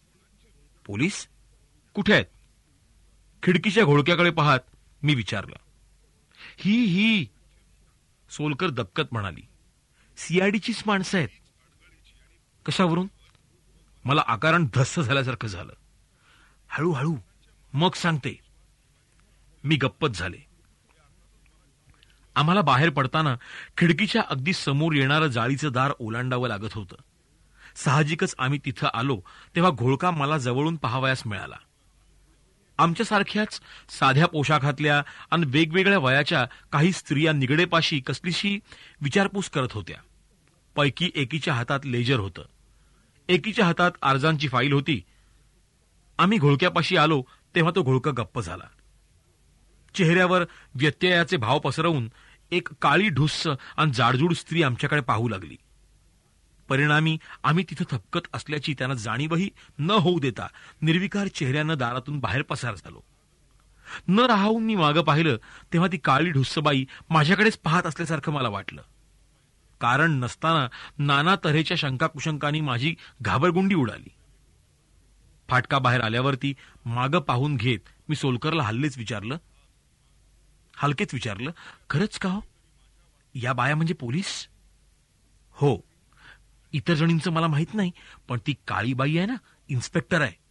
मी तिला पुष्कळदा पाहिलंय सचिवालयात. पण ती इथं कशासाठी? असेल काहीतरी भानगड. पण एवढ्या खुलाशानं मी यातून सही सलामत सुटले नव्हते. त्यामुळे विचारलं, इथं कसली भानगड असण्याची शक्यता आहे हो? कसली म्हणून काय विचारता हो? बायकांच्या साऱ्या भानगडी अशाच जागी एकत्रित झालेल्या असतात. सोलकर काहीशा उपरोधानं सांगू लागली. कुणी जीव दिलेला असतो, कुणी गर्भपात केलेला असतो, कुणी गळा दाबून मूल मारलेलं असतं, कुणी बेकायदा नवरा सोडलेला असतो, तर कुणाला नवऱ्याच्या जाचापासून संरक्षण देण्यासाठीही पोलिसला इथे यावं लागत असतं. व्यभिचार, वेश्या व्यवसाय करणाऱ्यांसाठी तर हे मोकळं रानच असतं. तुम्हाला ती आंटी माहित आहे? मी उत्तराच्या मनस्थितीत नव्हते. कारणं अनेक होती.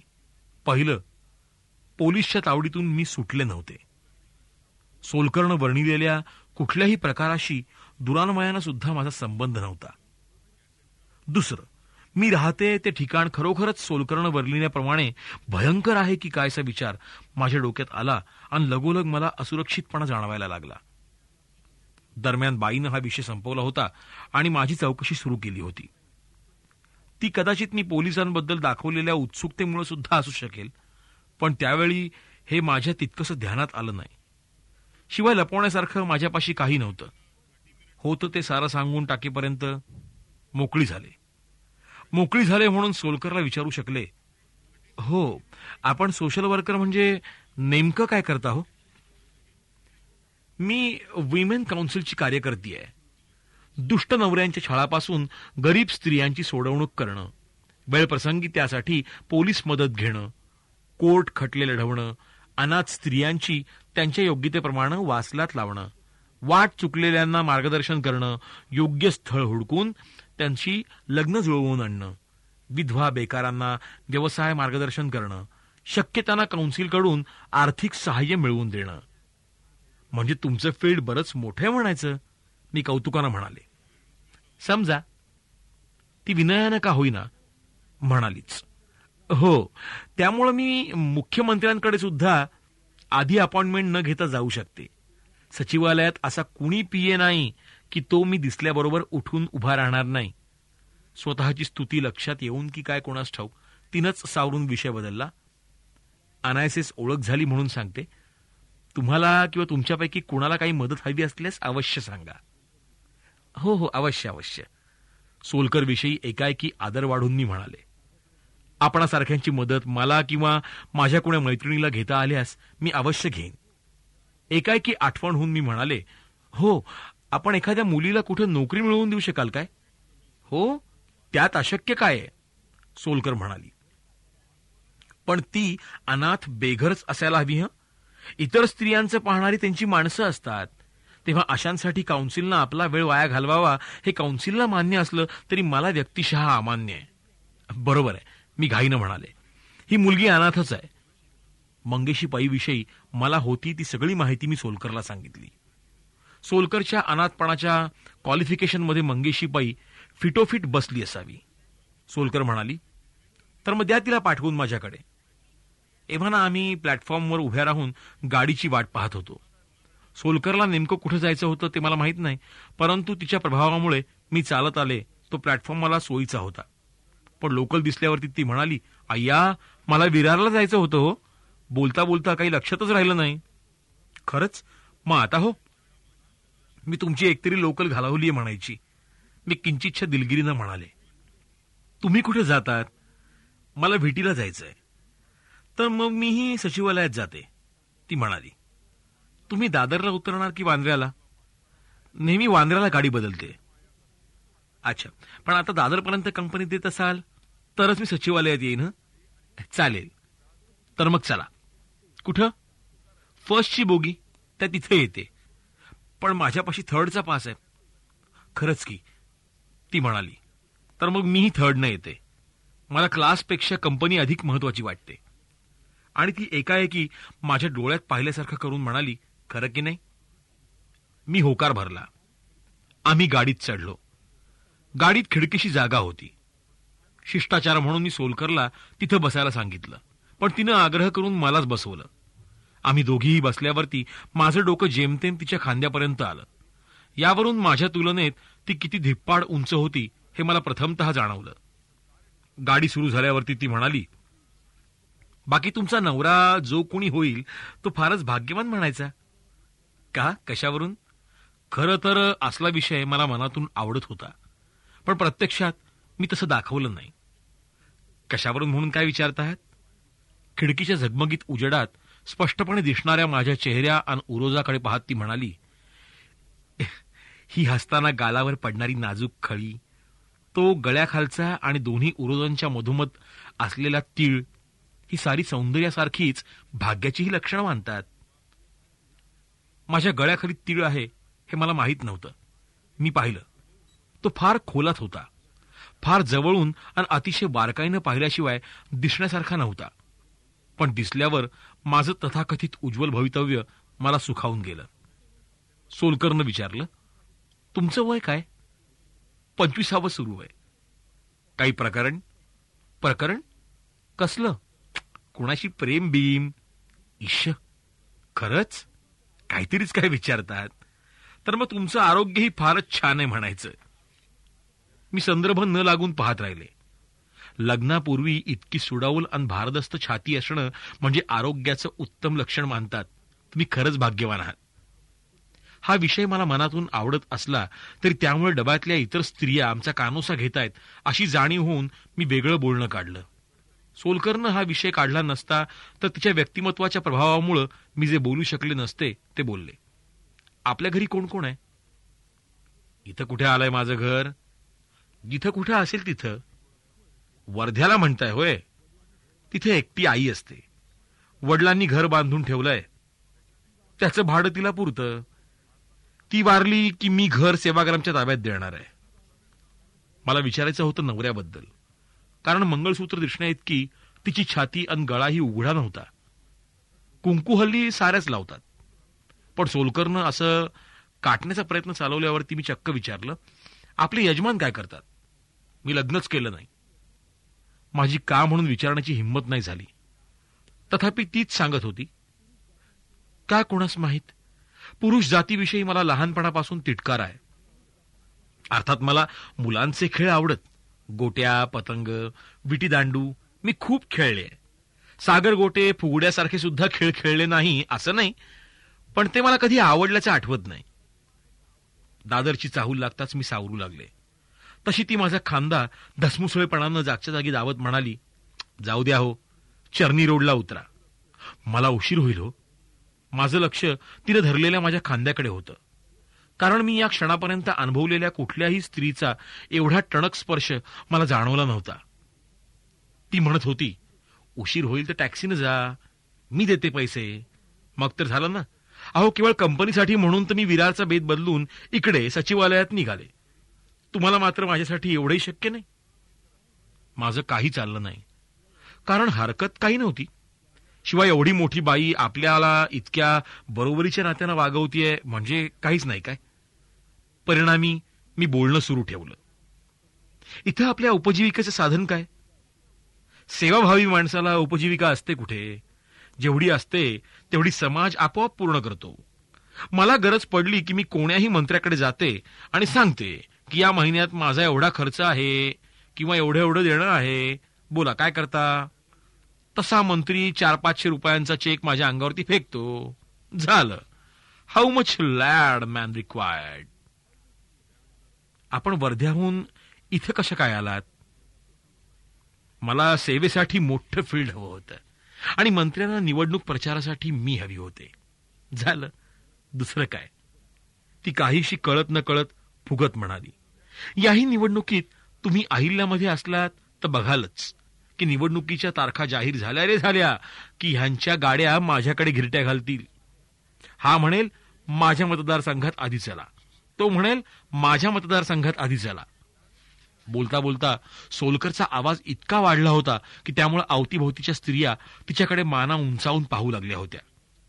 तिच्या व्यक्तिमत्वावरून तिच्या बोलण्यातला खरे खोटेपणा जोखू लागल्या होत्या. यामुळे मला उगाचच लाजीरवाणं होत होतं, पण बोलण्याची सोय नव्हती.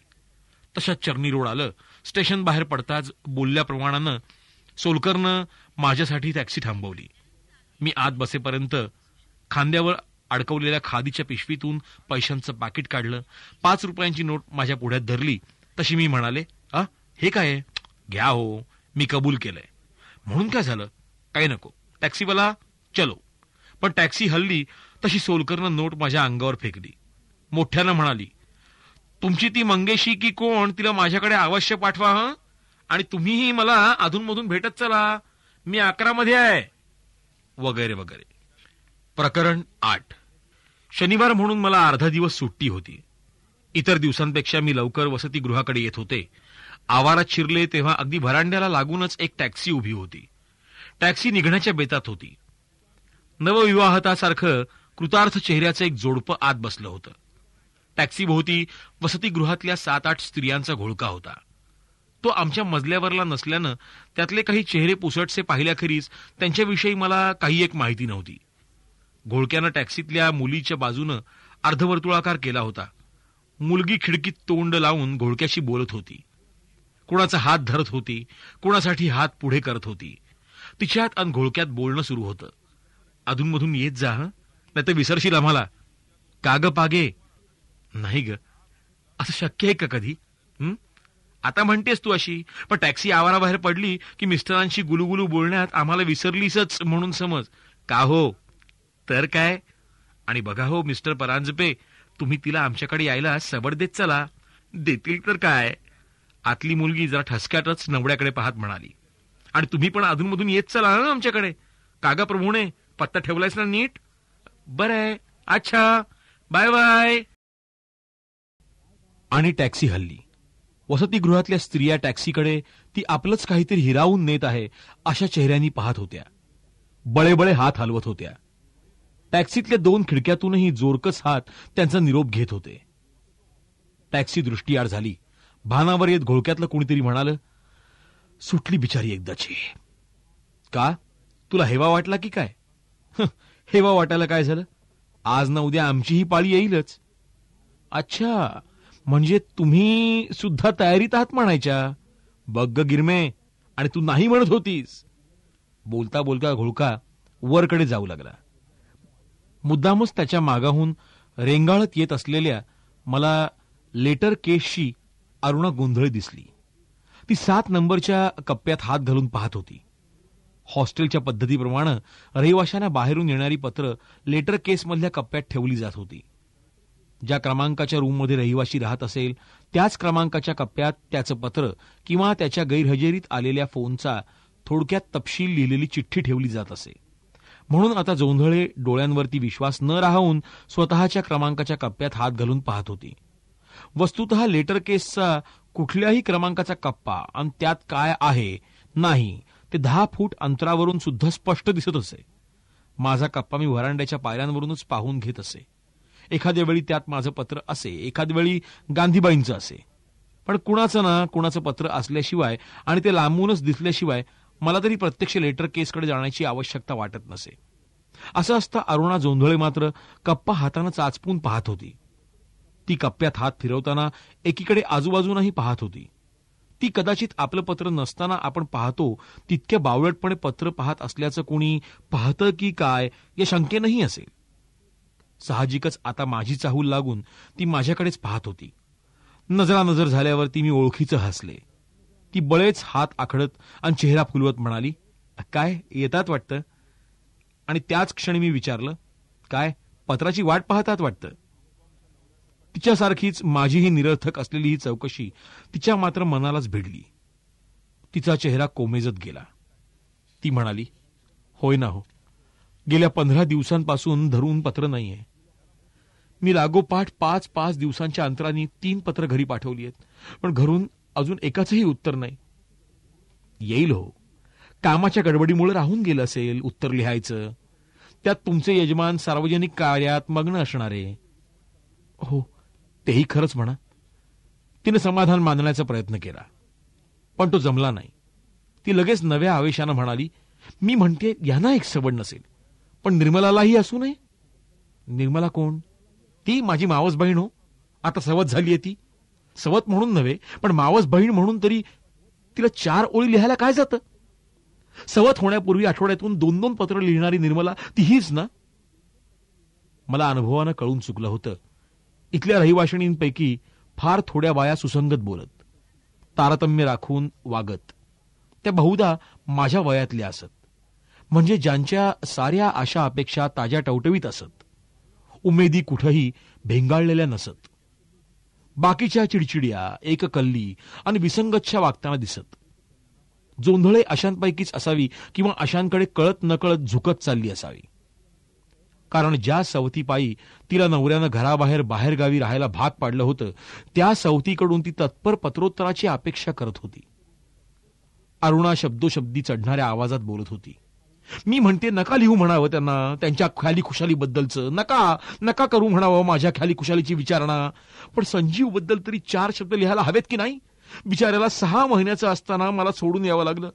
तेव्हा सुद्धा त्याची प्रकृती तितकीशी चांगली नव्हती. आता तर मीही तिथं नाहीये, दळबद्री मेला. जन्मला नाही आणि जन्मला तर 6 महिन्यांच्या आत आईला मुकला. आईला हे असं. स्वतःच्या मोठाल्या स्तनांकडे हात दाखवून ती म्हणून गेली, हे असं दूध असून त्याला अमूलच्या दुधावरती जगावं लागतं. ते मानवलं की नाही, मानवलं तर कितपत मानवलं, याची आई म्हणून, चांगली जन्म देणारी आई म्हणून मला काहीच काळजी वाटत नसेल काय हो जयाबाई? का नाही? पण त्याच्या सुद्धा संबंधात गेल्या 15 दिवसांपासून मला काही कळलं नाही. मी म्हणते नसेल माझा हक्क त्याच्या संसारात, मला त्यांच्याशी काही एक कर्तव्य नाहीये. प्रत्येक बाब माणसाला नशिबानं घ्यावी लागते. माझी कूस उजवली, मला सारं मिळालं, माझं नशीब फळलं. आज ना उद्या माझा संजीव मोठा झाल्याशिवाय राहणार नाही. सारं कळल्यावरती बापाला जाब विचारल्याशिवाय राहणार नाही, माझे पांग फेडल्याशिवाय राहणार नाही. यापेक्षा मला काय हवंय? बरोबर आहे, माझी प्रतिक्रिया कळल्याशिवाय ती बोलायलाच तयार नव्हती, म्हणून मी पुटपुटले. तेव्हा माझ्या एकुलत्या एक वंशाच्या दिव्याबद्दल मला काही जाणून घेण्याची उत्सुकता असेल की नाही हो? स्वाभाविक आहे, मी आटोपत घेत म्हणाले. चला, कुठं वरच जाणार ना? हो. क्षणकाल स्वतःला खरडण्यासाठी अंतर्मुख होऊन राहिल्यावरती ती म्हणाली की मला यांच्या संसारात आता एवढाही हक्क नाही. का नाही? आणि तुम्हाला म्हणून सांगते जयाबाई, ती खासचा आवाज करून बोलली, केवळ माझ्या या संजीवसाठी मी मुकाट्यानं घर सोडलं. विचार केला, मी एकटी कुठेही राहू शकेन. त्याला घेऊन राहायचं म्हणजे स्वतंत्रच घर लागेल, सांभाळायला माहेरच्या कुणाला तरी आणावं लागेल. तेव्हा राहतोय काही दिवस बापापाशी, तर राहू दे बिचाऱ्याला. बापालाही बऱ्याच वर्षात एकुलते एक मूल पाहायला मिळाल्यानं तो त्याला कुठं ठेवू आणि कुठं नाहीसं करील. शिवाय निर्मलामुळं हे माझ्याशी कसेही वागले तरी संजीववरती त्यांची भारी माया आहे, तिची पण भारी माया आहे. म्हणून म्हटलं, संजीवसाठी दोघांना कष्ट करण्यापेक्षा आपण एकटीनंच दुःखी व्हावं. संजीव काय आपलाच आहे, जातोय कुठं, आज ना उद्या आई आई करत आपल्याचकडे येईल. ती थांबून आणि तडकाफडकी सुराविर्भाव पालटून म्हणाली, तेव्हा तुम्हीच सांगा जयाबाई, या माझ्या संजीवविषयी 4 शब्दांनी जाणून घ्यायची माझी योग्यता नाही का? माझा हक्क नसावा का? का नाही? एव्हाना वर आलेल्या आम्हाला विभागून चालण्याची वेळ आली होती. खरं तर जोंधळेला तिच्या दारात सोडून मी पुढे जाणार होते, पण जोंधळे आपल्या दारात विचारत होती, का हो, तुम्हाला काय वाटतं? कशाबद्दल? या क्षणी जोंधळेच्या डोक्यात नेमकं काय चाललं असेल ते सांगता येत नव्हतं. यांनी मला पत्रक का टाकली नसतील? आता काय सांगावं, मला विषय वाढवायचा नव्हता. खोलीत जाऊन प्रथम चहा घ्यायचा होता. काही वेळ स्वस्थ पडल्याशिवाय माझ्यातल्या लोकलच्या प्रवासातला थकवा जात नव्हता. संजीव आजारी बिजारी तर नसेल ना? छे हो, काहीतरीच कल्पना काय करत असतात. नाही म्हणजे गेल्या गुरुवारी मला एक स्वप्न, काही एक डोक्यात आणू नका. माणूस सदा सर्वदा ज्या गोष्टींचा विचार करत असतो त्याच स्वप्नात बऱ्या वाईट होऊन दिसत असतात. मी चालू लागत म्हणाले, जा विश्रांती घ्या, आज ना उद्या येईल घरून पत्र.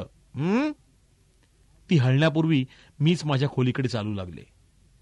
मग मात्र जोंधळेनं पर्समधून चावी काढली, ती कुलपात घालायला ती वाकली. लॉरीची चाहूल मला बाथरूममध्ये लागली. या आठवड्यात आमच्या मजल्यावरती तिची पाळी असावी. झाडूवालीकडून लॉरी संडास बाथरूम स्वच्छ करून घेत होती. मी हाक मारून तिला चहा आणायला सांगितला. स्वतः खोलीकडे गेले. सरावामुळं चावीसाठी पर्सकडे हात गेला, पण दाराला कुलूप नव्हतं. शनिवार असल्यानं गांधीबाई ही ड्युटी आटोपून आल्या असाव्यात. ते बरोबर होतं. गांधीबाई एका खुर्चीवरती बसल्या होत्या. पुढ्यात दुसरी खुर्ची ठेवून पाय पसरले होते. मांड्यांवर फाटकी साडी होती, त्या ती शिवत होत्या. माझं हात तोंड धुवून होईस्तोवर लॉरी चहा घेऊन आली. गांधीबाई आणि मला मुकाट्यानं आपापल्या जागांवरती आबोल पाहून असेल, आमच्यातल्या आबोल्याचं कारण तिला माहीत असल्यानं असेल, नाहीतर सहजही असेल, ती म्हणाली, बाईसाहेब, तुम्हाला रूम बदलायची आहे ना? गांधीबाईंमुळे मी स्पष्ट उत्साह दाखवला नाही. तर मग भेटा निगडेबाईंना. 2 रूम्स रिकाम्या झाल्या आहेत. कोणत्या? 32 आणि 6 मधल्या बाया गेल्या रूम्स सोडून. 32 मधल्या बाईंचं लग्न झालं, त्यांनी मघाशीच टॅक्सीत आपलं सामान नेलं. आणि 6 मधल्या बाईंची तर जम्मतच झाली. मी 6 साठी अधिक उत्सुक होते. शिवाय 6 मधल्या गमतीविषयी लॉरीचा उत्साह और होता. जम्मत? ती कशी ग? बंगाली बाईला पोलिसांनी पकडून नेलं. मला धक्काच बसला. गांधीबाईंनीही शिवण थांबवून लॉरीकडे पाहिलं. मी म्हणाले, खरं की काय? आणि का ग? विचारा ना बाईसाहेब कोणालाही. त्यावेळी या मजल्यावरती ही गर्दी जमली होती. पण पकडून का नेलं ग? अहो बाई, तुम्हाला काय सांगू. लॉरी स्वतःच घाबरी घुबरी झाल्यासारखी म्हणाली. ती बाई सांगत होती तशी कलकत्त्याची नव्हती, पाटणा का कुठली तरी होती. तिचं खरं नाव विद्याबाली नव्हतं, ज्योतिका होतं. तिचा नवरा फार मोठा जमीनदार आहे, पण ती त्याला सोडून कोण्यातरी पुरुषाबरोबर पळून आली होती. शिवाय 1,00,000-2 लाखांचे दागिने आणि इतर ऐवज तिनं नवऱ्याच्या घरातून लंपास केला होता. तिच्या बॅगा उघडल्या ना, तेव्हा तो पोलिसांना सापडला. ऐवज दिसताच पोलीसची बाई म्हणाली, चलता मुकट्यानं की घालू बेड्या. तशी रडत चळफळत ती व्हॅनमध्ये बसली. पण गेलं ना पाप एकदाच. गांधीबाई मोठ्याच समाधानानं म्हणाल्या, काय बाई हे हॉस्टेलवाले तरी. या मुंबईत त्यांना चांगल्या बाया मिळतच नाहीत की काय कोणाला माहित. तर अशा सापडेल त्या बाया आणून ठेवतात. गांधीबाई म्हटलं तर लॉरीला आणि म्हटलं तर स्वतःला उद्देशून बोलत होत्या. आणि बोर्डावरती तर मोठ्या दिमाखानं लिहिलंय की घरंदाज स्त्रियांचे सुरक्षित वसतिगृह म्हणून. हे भाष्य मलाही मान्य होण्यासारखं होतं, पण तसं मी स्पष्ट दाखवलं नाही. मनातून बेबनाव असलेल्या व्यक्तीची अनुकूलही मतं माणसाला मान्य करवत नसावीत. शिवाय मी रिकाम्या जागेविषयी उत्सुक होते. कब्बशी परत करत लॉरीला म्हणाले, ही घटना कितीच्या सुमाराची? 12-12:30. 6 मध्ये अद्याप कोणी आलं नाही ना? बहुधा नसावं. निगडेबाई आहे? हो. मी तशीच म्हणजे बाहेरच्या कपड्यांनिशी निगडेबाईकडे निघाले. कारण मी गांधीबाईंच्या सोबतीत काढलेत तेवढेच दिवस खूप झाले होते. त्यांच्या एककल्ली वागण्यामुळे, विशेषतः नवाला दिवा विझवण्यावरून त्यांच्यात आणि माझ्यात कुरबूर झाली होती. तेव्हापासून मला स्वतःहून तिच्याशी बोलवत नव्हतं. त्यांचं तसं काही दिसत नव्हतं. मनात असलं तर त्या स्वतःहून बोलत होत्या. स्वतः केलेला एखादा गुजराती पदार्थ खायला लावत होत्या. अशा एखाद्या प्रसंगामुळे मी बाईंबद्दल चांगला समज करून घेत न घेते तर एखाद्या वेळी कारण नसताना त्या आखडत होत्या, तुटक तोडून बोलत होत्या. त्यामुळे हल्ली तर खोलीतली बाईंची हजेरीच मला नकोशी झाली होती. पण त्यांना घालवणं व्यवस्थापिकेच्या स्वाधीन नसावं, म्हणून मीच एखाद्या खोलीतली एखादी बाई यांना त्या कारणानं हलते की काय यावर सुरुवातीपासूनच टपून होते. हरकाम्या मुलींना तसं सांगून ठेवत होते. आता लॉरीनं ती संधी मला आणून दिली. मी निगडेच्या काउंटर कम खिडकीपाशी आले तेव्हा 18-19 वर्षांची एक देखणी मुलगी खिडकीपाशी उभी होती. तिच्या कानाला फोन होता. काउंटरला टेकून ती बोलत होती. बऱ्याच दिवसांनी स्मरण झालं म्हणायचं माझं. सांगलीलाही प्रयोग होता असं? माझ्याकडल्यांपैकी कोणी दिसलं भेटलं वगैरे नाही ना? पण का हो, तुम्हाला या साऱ्या दौऱ्यात मला फोन करायला एकदाही सवड नाही मिळाली? खोटारडे, चला थापा नका मारू. माझी शपथ. हो, बरं. आज सुरू होणाऱ्या या नव्या तालमी कुठल्या नाटकाच्या? असं, त्या किती दिवस चालतील? म्हणजे तोवर तुम्ही मुंबईतच आहात म्हणायचं. पण अधूनमधूनच ना? मग हरकत नाही. तुम्हाला वाटतो काही? तुम्ही दौऱ्यावरती असलात म्हणजे मला इथे एकटीला किती त्रास होत असेल ह्याची कल्पना कधी करून पाहिली? हो, मलाही माहित आहे. हे सगळं बोलण्याचं फोन हे साधन नाहीये. पण माझ्या जागी तुम्ही असतात म्हणजे आमच्यासारख्यांची खरी तगमग काय असते तुम्हाला कळली असती. इथं घरचं कोणी नाही, शहर परक. तुम्हीही पाहावं तेव्हा दौऱ्यावर. इथं असलात तरी माझ्यासाठी 1-2 तासांपेक्षा तुम्हाला अधिक सवड मिळत नाही. बोलता बोलता तिचा आवाज भरून आला होता. काळेभोर तेजस्वी डोळे पाणावून चकाकू लागले होते. हे पराकोटीला जाऊ नये म्हणून ती सावरून बोलू लागले. बरं, बाकी भेटीत. तुम्ही तिथं किती वाजेपर्यंत येता? बघा बरं. ठीक आहे, नाहीतर माझ्यासारखी मीच. मग तंबी द्यायला भीते की काय? तुम्ही थोर असलात तरी तुमच्या क्षेत्रात. बरं बरं, हो झालं, येते. अच्छा. तिनं फोन बंद केला. फोननं चढवलेल्या कसल्याशा तारेत ती वर निघून गेली. निगडे एवढ्याले डोळे करून तिच्या पाठमोऱ्या आकृतीकडे पाहत होती. ती जिन्यात नाहीशी झाल्यावरती निगडे मला म्हणाली, गेली ना ती ब्याद? हो, पण तुम्ही एवढ्या कंटाळला? खरं तर तिच्या फोनवरल्या या अशा दर्शनानं मी सुद्धा कंटाळले होते. तर काय हो, या बाईमुळं फोनचा खरा दुरुपयोग मला कळलाय. फोनवर कुठं कोणी अर्धा तास बोलत असतं काय? अर्धा तास? कधी कधी अधिकच. अशांसारख्या बायांमुळं मला इथं फोन नसता तर बरं झालं असतं असं वाटू लागलंय. आता हिचंच पाहायचं ते पाहिलं ना तुम्ही. दिवसा वर्तमानपत्रात स्थानिक नाटकांच्या जाहिराती पाहते. हिच्या त्या कुण्या नटाचं ज्या थिएटरमध्ये नाटक असेल त्या थिएटरवरती प्रयोगापूर्वीच्या 1 तास आधीपासून रिंग करत राहते. 10 मिनिटांनी किशोर आलेत काय, आले असल्यास त्यांना फोन द्या किंवा आल्यावरती त्यांना मला फोन करायला सांगा असं म्हणत राहते. यामुळं कधी कधी तो फोनवरती हिला मिळतो, पुष्कळदा मिळतच नाही. यायचे आहेत, मेकअप रूम मध्ये आहेत, त्यांचा रोल सुरू आहे, आत्ताच गेले असं कोणाकडून तरी सांगितलं जातं. परिणामी या बाईला कधी कधी नाटक सुरू होण्याच्या आधी 1 तासापासून तर ते संपल्यानंतरचा 1 तास इथं काढावा लागतो. अशी बोर बाई मी कधी पाहिली नाही. पण ही मुलगी आहे तरी कुठली हो? अर्जात सांगलीचा पत्ता दिलाय, बेला सारंग म्हणून नाव लिहिलंय. प्रत्यक्षात देवाला माहीत. नोकरी बिक्री कुठे करतेय? सिडकोत म्हणतेय, निगडे म्हणाली. बरं, आपलं काम? मी माझं काम सांगितलं. तिनं मला रूम बदलण्याविषयीची परवानगी दिली. लगोलग तिनं नावाचं नवं कार्ड लिहिलं. कुमारी स्मिता अभ्यंकर आणि कुमारी जया गडकरी अशी 2 नावं असलेलं नवं कार्ड खोली क्रमांक 6च्या चौकटीत लावलं. लॉरीच्या मदतीनं मी खोली क्रमांक 1 मधून माझं सामान हलवत होते. आले तेव्हापेक्षा आता सामान बरंच वाढलं होतं. प्लॅस्टिकची बादली, मग, काचेचा पेला आणि टेबल लॅम्प सारखं सामान आवश्यक म्हणून मी इथं खरेदी केलं होतं. मी मालकिणीसारखी कमरेवरती हात ठेवून लॉरीला माझं एक सामान काढायला, भरायला आणि खोली क्रमांक 6 मध्ये नेऊन ठेवायला सांगत होते. मध्येच माझं सामान लॉरीनं बरोबर नेलं की नाही ते पाहण्यासाठी म्हणा किंवा खोलीतल्या नवेपणाच्या कुतूहलानं म्हणा खोली क्रमांक 6 मध्ये जाऊन येत होते. मी खोली क्रमांक 1 मध्ये परतत होते तेव्हा मी नुकत्याच रिकाम्या केलेल्या सामानाची जागा गांधीबाईंचं सामान घेत होतं. एकूण त्या माझ्या निघण्याचीच वाट पाहत होत्या. खोली क्रमांक 6 म्हणजे माझ्यासाठी मोकळं रान होतं. स्मिता अभ्यंकरचं सामान जेमतेम खोलीच्या 4थाई भागात अंग चोरून बसलं होतं. तिच्याकडे लॉची पुस्तकं आणि इंग्रजी दैनिकाच्या रद्दीखेरीज फारसं सामानच दिसत नव्हतं. होतं तेही पूर्वीच्या सोबतिणीच्या पसाऱ्यामुळं, स्वभावातल्या आक्रमकपणामुळं अथवा स्मिताच्याच बुजरे भित्रेपणामुळं कोणाच माहीत कॉट खाली आणि कपाटात दडून बसलं होतं. अशा सामानामुळं आतापर्यंतचं संकोचून राहणाऱ्या मला फोफावायला चांगलाच वाव मिळाला होता. साहजिकच स्वतःचं नवं घर सजवून लावावं तितक्या मोकळ्या भावनेनं मी माझं सामान या खोलीत लावत होते. खरं तर इथं राहायला आल्यापासून मला दिवसेंदिवस ग्रासणारा, जीवनातला तोचतोपणा विसरायला लावणारा विरंगुळा मिळाला होता.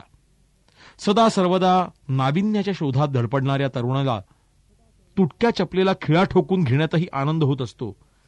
मी तर खोली बदलत होते.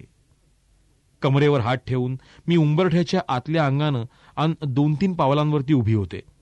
लॉरी टेबल लॅम्पचा प्लग पिनमध्ये बसवत होती. वायर आहे तेवढीच पुरे आहे की आतली सैल सोडावी यावर आमच्यात विचार सुरू होता. तशात एकाएकी अर्जंट ब्रेक लागलेल्या गाडीसारखी माझ्या खोलीपुढे थांबून दीक्षितबाई म्हणाली, तुम्ही या खोलीत? आणि मी तुम्हाला 1 मध्ये पाहायला गेले होते. हो, काही विशेष? नाही, विशेष काही नाही. दीक्षित क्षणिक आपल्यापाशी विचार करत म्हणाली, तुमच्याकडे एखादं स्वेटर असल्यास हवं होतं. स्वेटर? आधीच शंका असलेल्या दीक्षितबाईंच्या चेहऱ्याकडे मी दचकल्यासारखी पाहू लागले. अशा उकाड्यात आणि स्वेटर हो कशाला? मला नको हो. खोली क्रमांक 3 कडे हात वारे करत ती म्हणाली, पोद्दारबाईंना हवं होतं. का? त्यांना काय झालं? थंडी वाजून ताप आलाय. त्यांची आणि माझी सारी पांघरुणं त्यांच्या अंगावरती असून त्यांना थंडी धरवत नाहीये. स्वतःशी बोलल्यासारखी दीक्षितबाई पुटपुटली. होय, मला वाटतं 5 नंबर हीच ना. बहुधा. का? नाही, भीमेबाई असल्यास बघते. आणि दीक्षित माझ्याकडे कशाला आली होती ते विसरून लगेच 5च्या उंबरठ्याकडे हल्ली. आत डोकावत म्हणाली, आहात काय? नाही, आताशीच निघणार होते. या, बोला. आतून भीमे म्हणाली. सवड असल्यास त्या पोद्दारबाईंकडे बघता काय? नागपूरच्या? हो, जरा लवकर बघाल तर बरं होईल. का? काय झालं? अंगात ताप आहे. सारखे शौचाला जातात. कालपासून जेवल्या नाही आहेत. 1-2दा ओकारी झाली होती. बघते. टेबलाच्या ड्रॉवरमधलं थर्मामीटर हुडकत भीमे पुटपुटली. पण मला फारसं काही समजत नाही. विशेष काही असल्यास एखाद्या डॉक्टरलाच बोलवावं लागेल. का हो? माझ्याकडे पाहून भीमेनं वाक्य संपवलं. मी कुठलीही प्रतिक्रिया व्यक्त करू शकले नाही, कारण येता जाता भीमेला मी अनेकदा पाहिलं होतं. लांब दूरवर गाठ पडली तर कळत नकळतच चेहऱ्यावरती हसू उमटवण्यापलीकडे आमचा परिचय नव्हता. काही निमित्तानं कधी कोणाच्या तोंडून नामोल्लेख ऐकण्यात आला असला तरी हीच ती भीमे म्हणून याच क्षणापासून मी तिला ओळखू लागले होते. मग तिच्या बोलण्यावरती प्रतिक्रिया तरी कसली व्यक्त करणार? माझी स्थिती भीमेच्या ध्यानात आली असावी, कारण ती म्हटली तर मला, म्हटली तर दीक्षितला, आणि म्हटली तर स्वतःला उद्देशून म्हणाली, मी आपली खासगी डॉक्टरकडे नोकरी करणारी साधी नर्स आहे. का हो? खरंच की काय? मला म्हणावं लागलं. कुठल्या डॉक्टरांकडे काम करता आपण? कुलावायला, पिरामल नर्सिंग होममध्ये. एव्हा आम्ही तिघीही खोली क्रमांक 3 पाशी आलो होतो. आत डोकावतो तो दोन्ही कॉट्स रिकाम्या. मलाच नव्हे तर भीमेलाही दीक्षितच्या डोक्याविषयी शंका आली. आम्ही रिकाम्या कॉट्सकडे आणि दीक्षितकडे अचंब्यानं पाहू लागलो. तशी दीक्षितची आमच्यापेक्षा अचंबित होऊन आणि आमच्याकडेच पाहत म्हणाली, आ, ह्या गेल्या कुठे? आताशी तर होते हो. असं? अहो, मी पांघरुणं देऊन त्यांना झोपायला लावलं आणि स्वेटर मिळतं की काय ते बघायला म्हणून ह्यांच्याकडे निघाले. एखादी निर्जीव वस्तू शोधताना पाहावं तशी दीक्षितबाई खोलीच्या कानाकोपऱ्यात डोकावून पाहू लागली. पण तेवढ्यात संडासाकडून येणारी सुरुची पोद्दार आम्हालाच दिसली. शालू पांघरावा तसा एक चादर तिने स्वतःभोवती पांघरली होती. जुन्या काळच्या ओल्या बाळंतिणीनं चालावं तशा नाजूक चालीनं ती चालत होती. दीक्षितबाईला ती दिसताच ती म्हणाली, पुन्हाही गेल्या होत्यास ना एकट्यानं संडासाकडे?